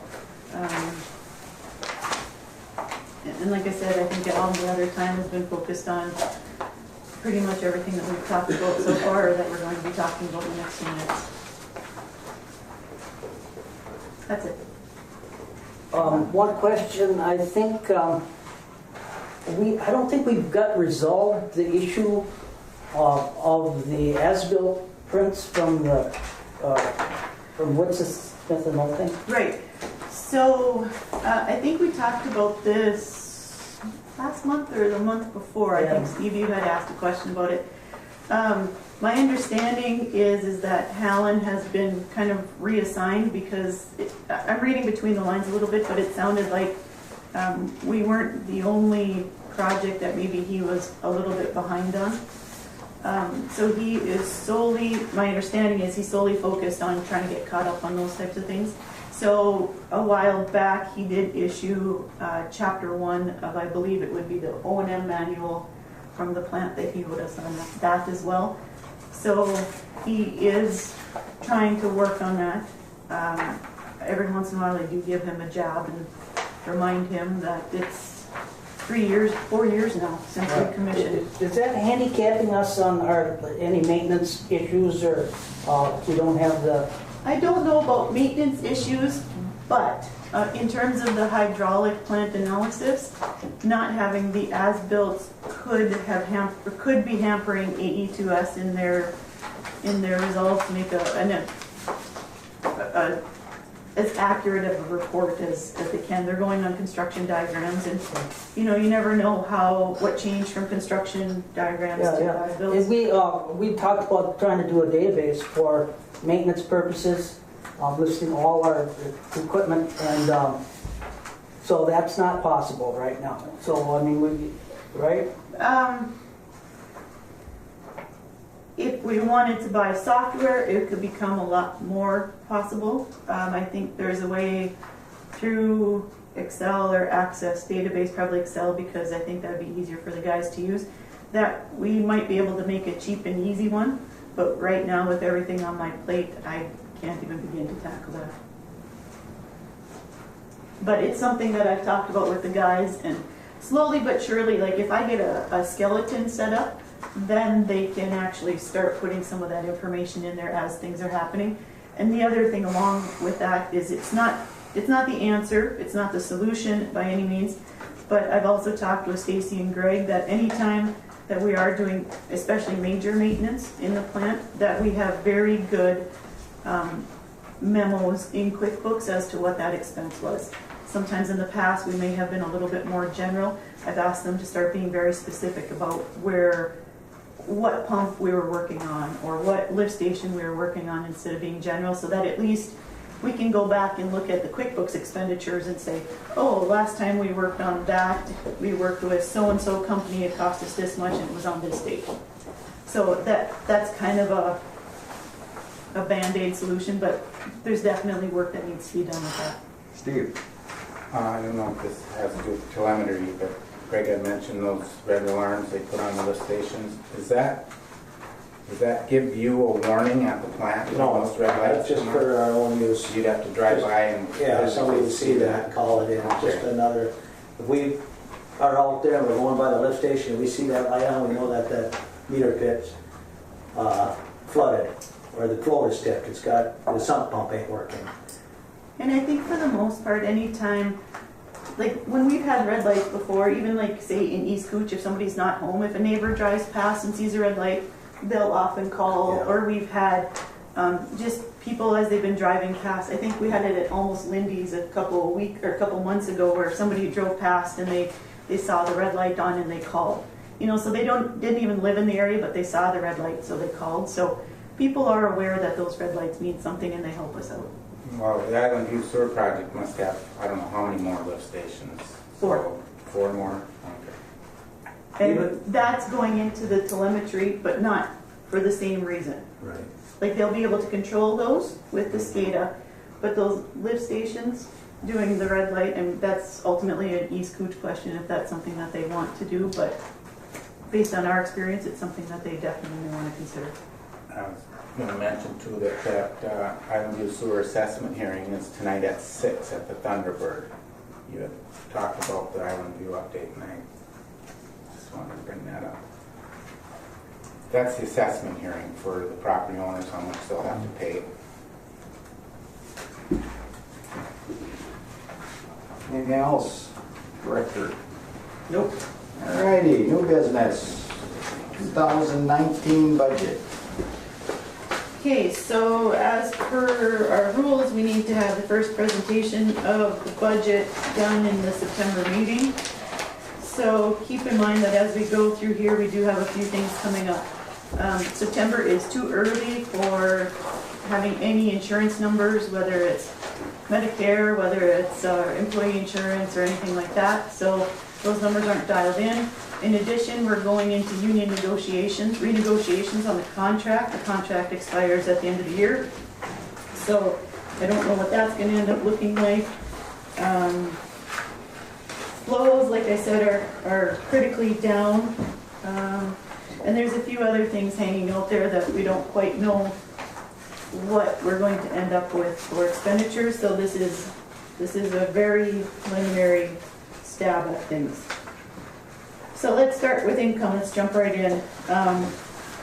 Basically, for the entities, these numbers are subject to change. I go through, and every month that we get new flow data, I put it in to try to predict what our flows are going to be for this year, and thereby some of these flows and percentages might change, but this is based on a 5-year rolling average.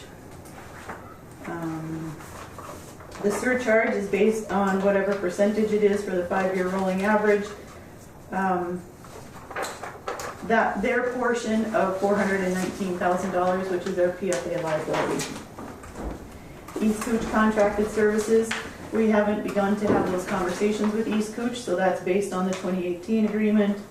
Dumping, we're reducing the dumping considerably given that Shea, the park, some others will be coming online with Island View, so we likely expect the dumping numbers to decrease.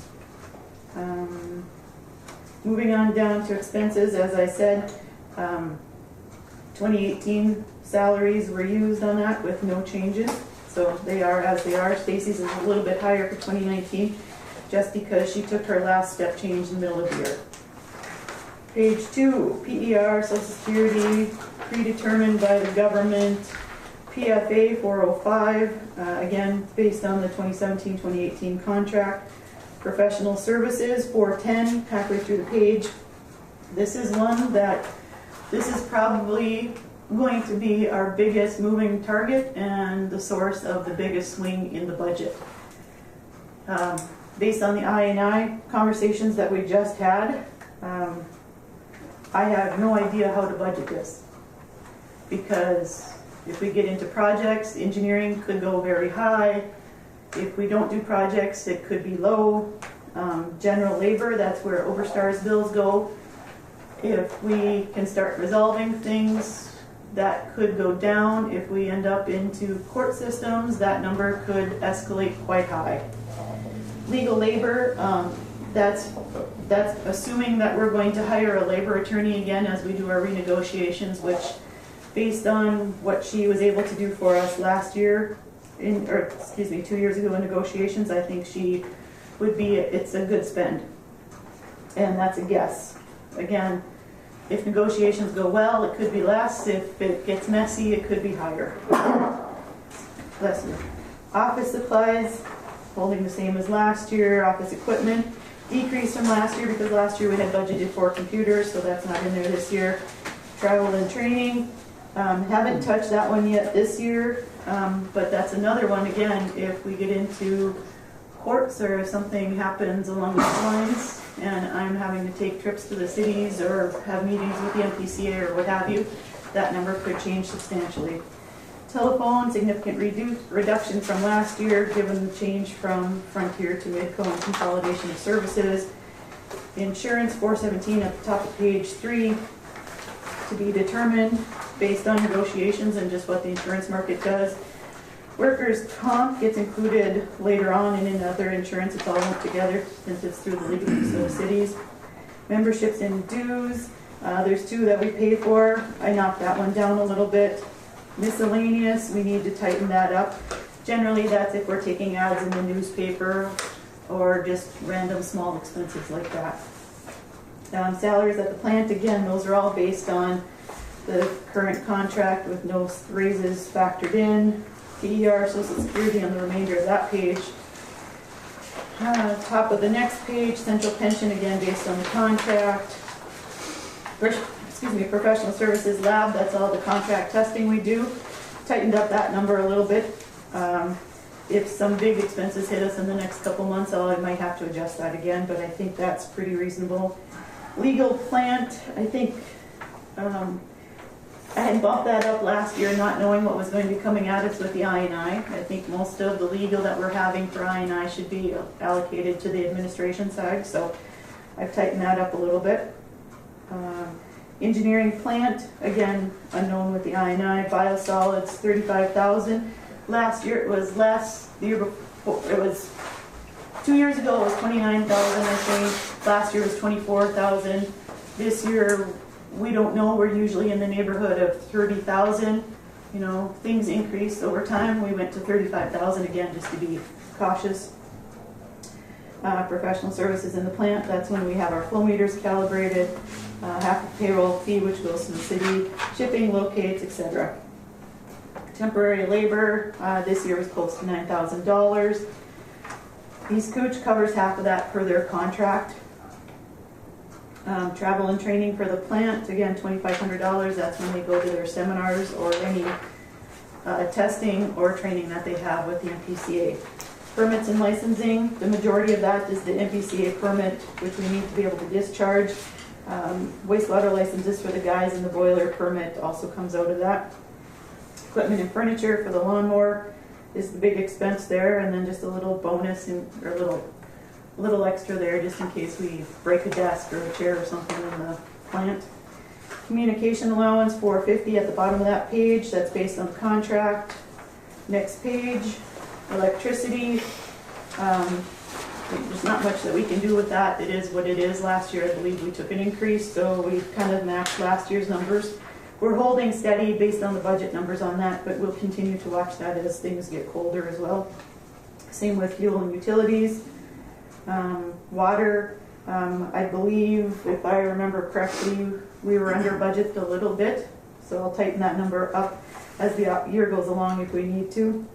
Maintenance plant, this is a number that I think actually needs to be increased a little bit, but we'll assess that as we get closer to the end of the year as well and see where we're at and what big expenses we have hanging out for next year.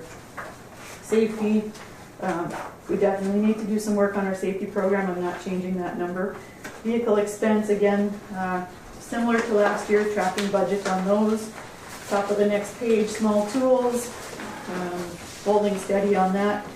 Chemicals, this year chemicals are up over last year. I think part of it is we did have a failure on a line, which probably cost a little bit of it, and as we discussed during the operator's report, low flows also contribute to higher chemical use.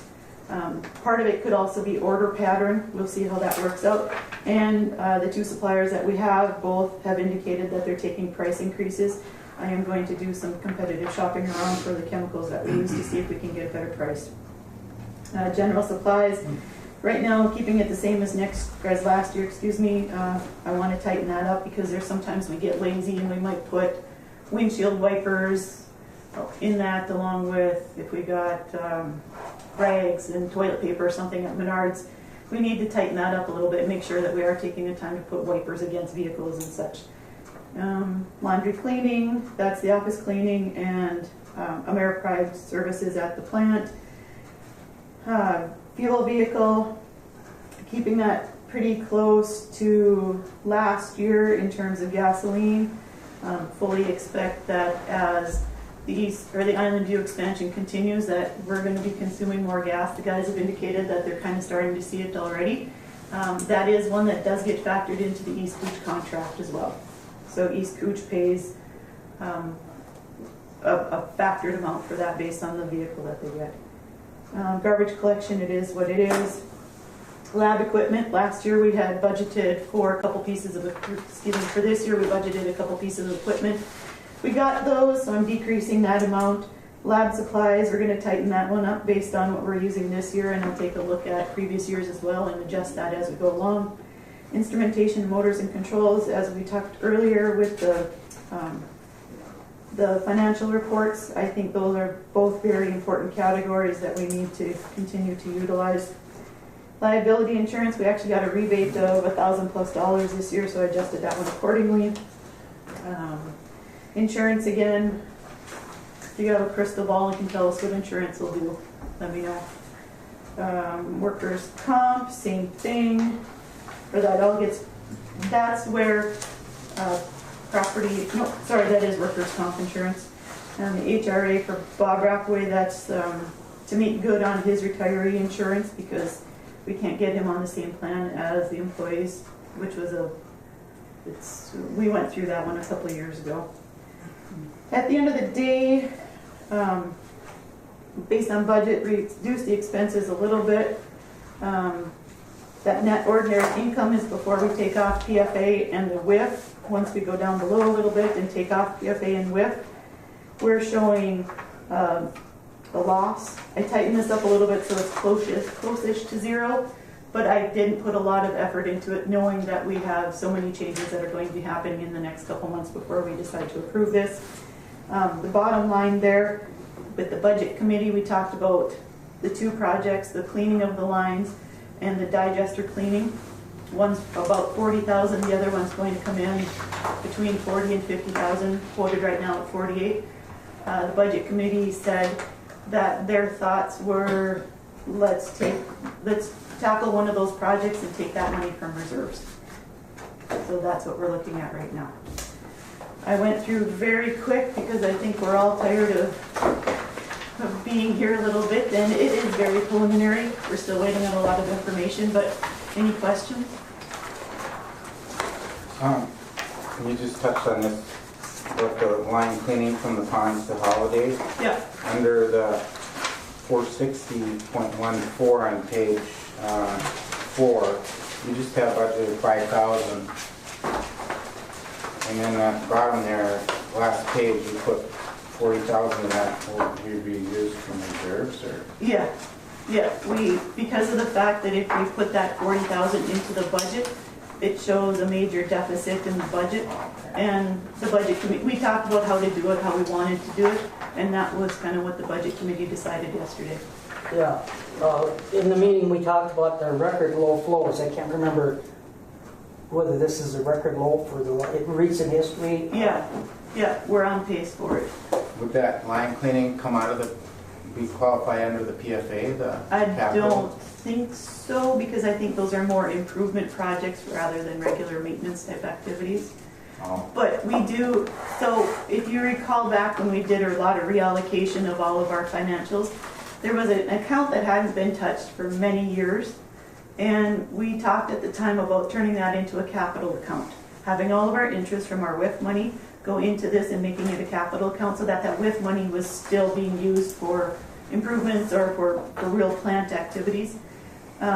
So one of the discussions that we had with the budget committee yesterday was to be able to use some of that money for the line cleaning and the digester cleaning if we decided we wanted to do it next year as well. The one concern that we talked about as well is that if we want to turn that into a true capital account and start tapping into that, then we need to make some rules for it so that we're consistent, so that we're not just taking money from that whenever we feel that we need to. So that's where we're at right now. We wanted to present that concept to the board as well to see if there was any thoughts or feedback on that. Thank you. Any other questions on budget? Mr. Chairman, Yes. if I may, I'm just wondering then, what do you anticipate for a bottom line? Is there a change in the cost per thousand that will be charged to the entities? And just by way of explanation, I think that the board should understand that cities are required to have our preliminary budgets to the state auditor, or I'm sorry, the county auditor by the end of this month. And we cannot increase our budgets or our levy, but we can decrease it. Historically, the City of International Falls has not changed it from the time that we have to have the preliminary done in September and when we adopt our final budget in December, because that's the amount that ends up on the tax statements that everybody gets. So it would be helpful for the City of International Falls and presumably the City of Rainier as well as to know sometime in July or August at the latest what kind of cost increase, if any, we might experience for the following year, because we need to have our preliminary budget done by the end of this month. So I'm just wondering, with this preliminary budget work that you've done, can the City of International Falls and the other entities expect an increase or maintaining the rates, or what can we expect, because we need to have our budget done? I think it's a little early yet to make that decision. I think we talked about how important it was to not increase the rates, and I think that this preliminary budget is based on the present rate of whatever per thousand, something. Yeah, 281 per thousand. Actually, when we were having that discussion about whether to include the line cleaning and the digester cleaning, to put that into the budget, I can't remember who said it, but I think somebody said if we put that into the budget, we may have to increase costs or prices. But I think the committee as a whole kind of said, let's try to take some of these projects from reserves rather than trying to do that. But still, I mean, you're going to have to guess at what your flow is going to be. So that's the big question mark in this whole thing every year. Is, Yep. Yeah, we definitely are looking at trying to keep things where they were as far as the budget. I would say that based on the committee meeting that we had yesterday, that was the intent that I heard from that committee was, let's try to hold steady. Yeah. It's been an abnormally dry year. We're not going to see this, hopefully. You know, our bottom line is goals are down. We're not making any money. But this PFA capital improvement thing, you mentioned something about, well, this is the line cleaning is maintenance. It doesn't qualify. Well, what would qualify? I think, I haven't looked into it in detail, but at a high level, my understanding is if we needed to, if we realized that we had a certain pump or something that was under capacity in the plant, then we needed to redesign that to maybe to address the I&I issue, that we could go to the MPCA and the PFA and say, this is kind of what we're looking at, would this money be allotted or allowed to be used for that? I think it's more that type of thing to improve your plant and to make it move into the next, whatever the next regulations would be, not necessarily the general routine maintenance. So maybe anything to do with I&I would qualify? I would have to look into that before I told you for sure, but depending on what we're looking at. Our plant. What's that? It's going to improve our efficiency of our plant. Well, keep in mind, so preliminarily what the AE2S report has said is that basically everything's kind of matched in the plant. There's not any significant areas in the plant that have bottlenecks. There's not any significant areas of extra capacity. We do have some issues at EQ, and maybe the changes that we would be looking at there could be there, but I can't tell you that for sure at this point, Steve. I think because of the fact that we don't even know what that project would look like, I don't even know if they'd be able to tell me.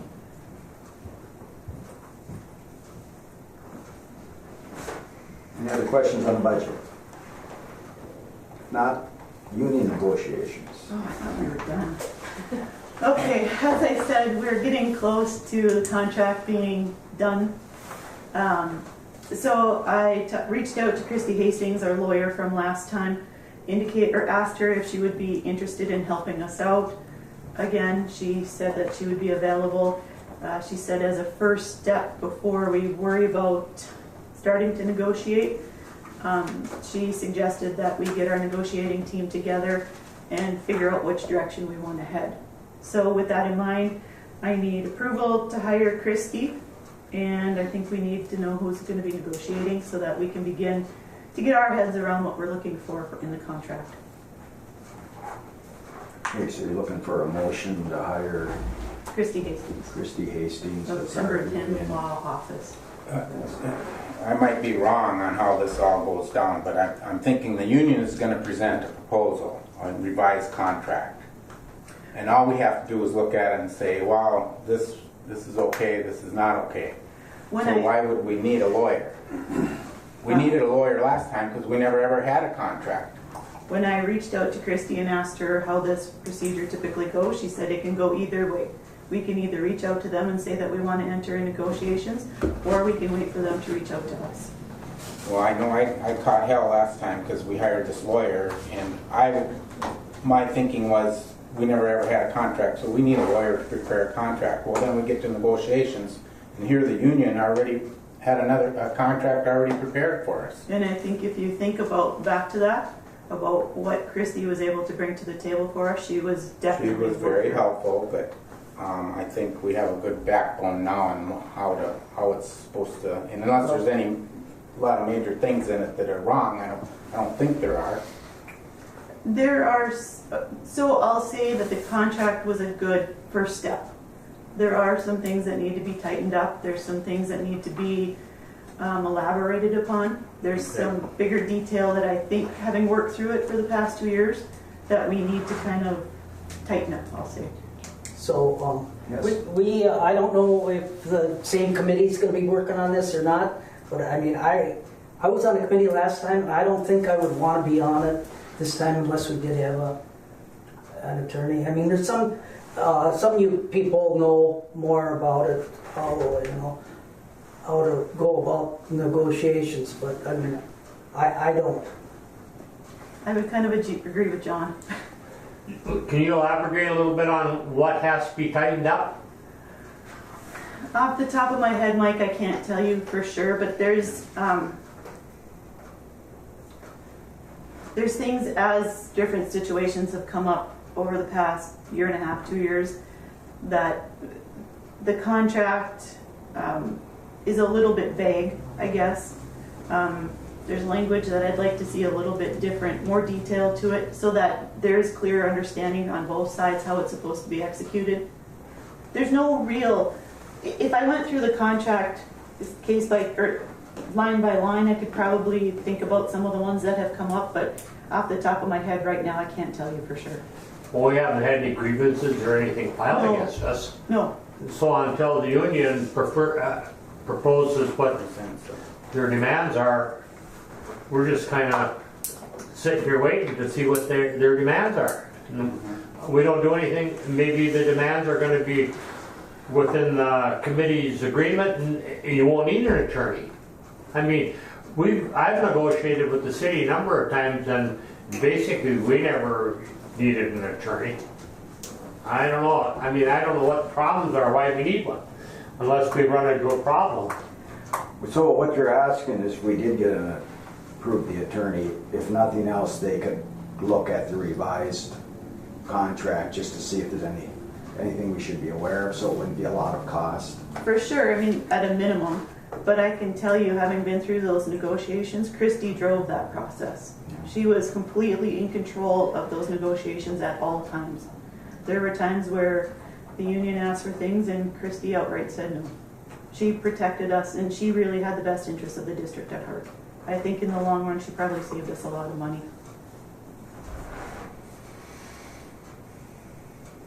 Okay. So you're looking for a vote on hiring No a, motion. or, motion to hire her as our labor attorney. And even if you want for the union to initiate, I think we still need to make sure that we have her available and know who our negotiating team is, so that we can begin to think about what we as a district want going into that contract. So we're not waiting for the union to say, oh, are you available next week to negotiate? I think we got to get our heads around this a little bit. So you want a limit on that cost? Is that what you're thinking? Or as needed, maybe, As needed? language?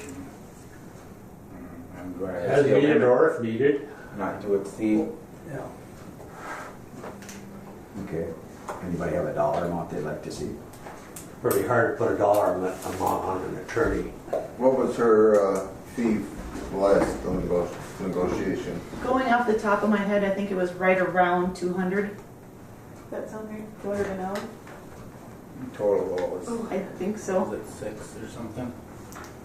Repair.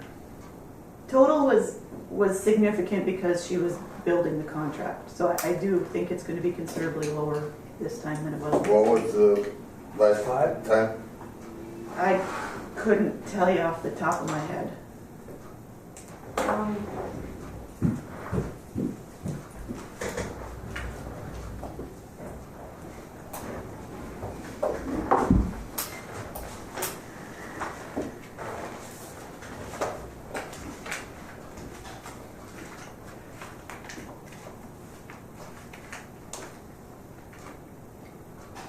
Is that something we want at maximum? No, I was just wondering what it was.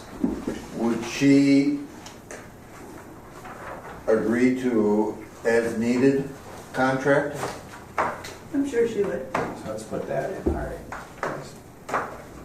You have her as a retainer, and if you don't use her, you don't pay her anything. Yeah, I think that's the way to go. Huh? Okay, motion to hire her as our attorney as needed for negotiations. I would so move that. Okay, second? I'll second Second by John? Don and John? Yeah. Okay, vote. Bob? Discussion, Mr. Chairman, if we may. Okay? The City of International Falls does not use an attorney, and we're a much larger entity with 3 unions. So I would certainly vote no to hiring an attorney.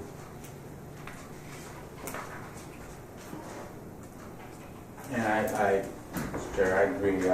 I think we have a pretty good base now, base contract, and I don't see where there's gonna be any major issues, but I guess I don't see her, I don't have a problem with her looking at it, what they're proposing and telling us if it's good or bad, I guess. I don't know.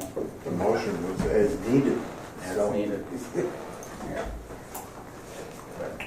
It's tricky. Any other discussion? I would just like to say that, I've sat through negotiations with the city, and we never used a lawyer, and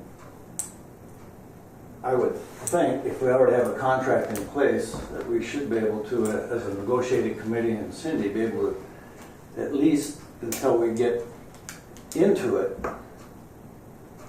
I don't know that we need a lawyer right off the bat. I would say that once we get into contract negotiations, if we get stuck into something, that we could come back to the board here and say, hey, we're at an impasse, or we've got some issues that we need further expertise.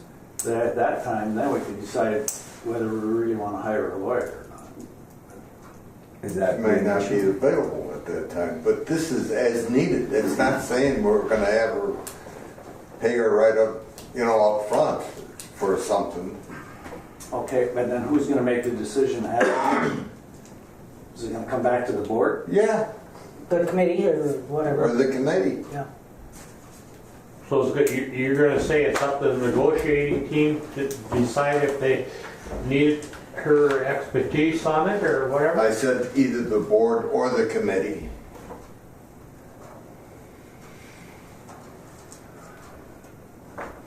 I don't think we really need one at this time. Any other discussion? Until we see their demands, I mean, we can't, you don't wanna go start hiring an attorney before you even know what you're getting into. Why not?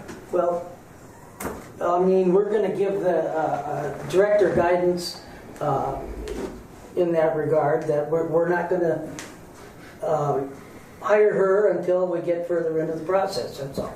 How about if we hire them, they'd come back to the board and say, you know what, we think we need to have that step in order to secure that we aren't spending the money unless the... Yeah. The reason I'm saying that is because what Don said, is there a chance that she's not going to be available then? If there is no chance that she'd be available, then I guess we can wait. He's not the only attorney in town. No, She's that's her business. Yeah, and she's. There's another other one. labor attorneys are on if you get in a bind. Yeah. I think we just wait till we see if what happens when they come up with their demands or what they want. What's the timeline for negotiations? Is it gonna happen soon? Next week, a month? No, we haven't, there's been no initiation on either side. Contract's done at the end of the year. I think we got the cart ahead of the Yeah, horse. but I mean, you know, I'm gonna vote yes on the motion because that just gives us the opportunity to use her if we need to. If not, don't If we don't use it, you know? Yeah. Any other discussion? I could vote yes if it's stated in there that it has to come back to the board for final approval to use. Before we hire her. Yes, No, before we use her. before we use it. Yeah. It's not I'm up in to, favor of adding that. Because I would like the negotiating committee and city to come before this board Sure. and say, here's where we're at, and here's why we feel we need to bring her on board. Yeah, that's a good idea. Okay, I'll add that. If it's written that way, I can support it. Yeah, whose motion was that? Dawn. Don, would you? I would agree to that. Good. All right, any other discussion? read what we're voting on. Okay. Could you read that back to us? When I'm done writing it.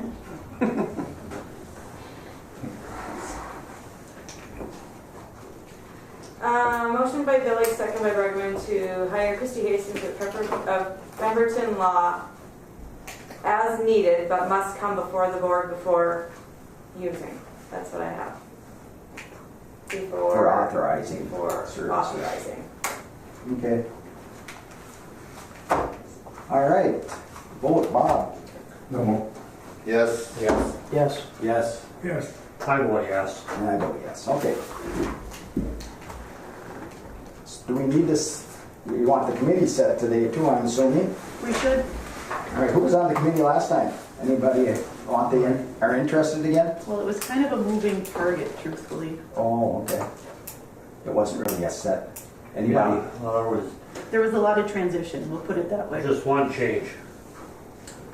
Well, no, Jim Robb was on it, Bill Larson was on it at one point. Don, were you on it at one point? Oh, Don. John and Steve and I were on it after I took Bill's place. Okay.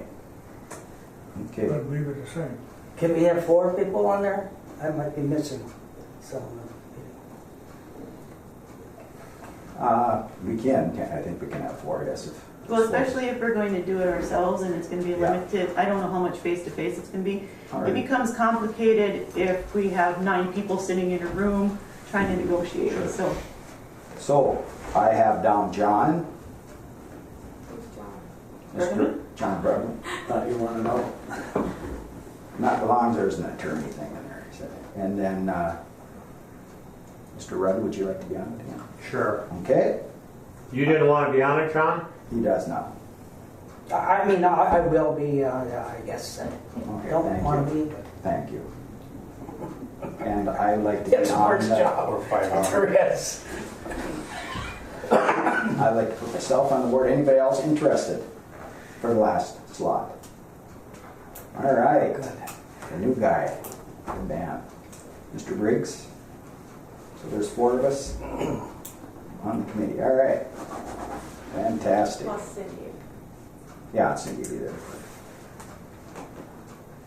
All right, correspondence, WIF funds. Transferred money based on flow. Next Okay. meeting, 7:30, October 16th, That sounds good. Motion adjourned. please. Come on, yep. John, and here's a I'll second it. second by Mr. Rudd. All in favor? Yes. Hi. Aye.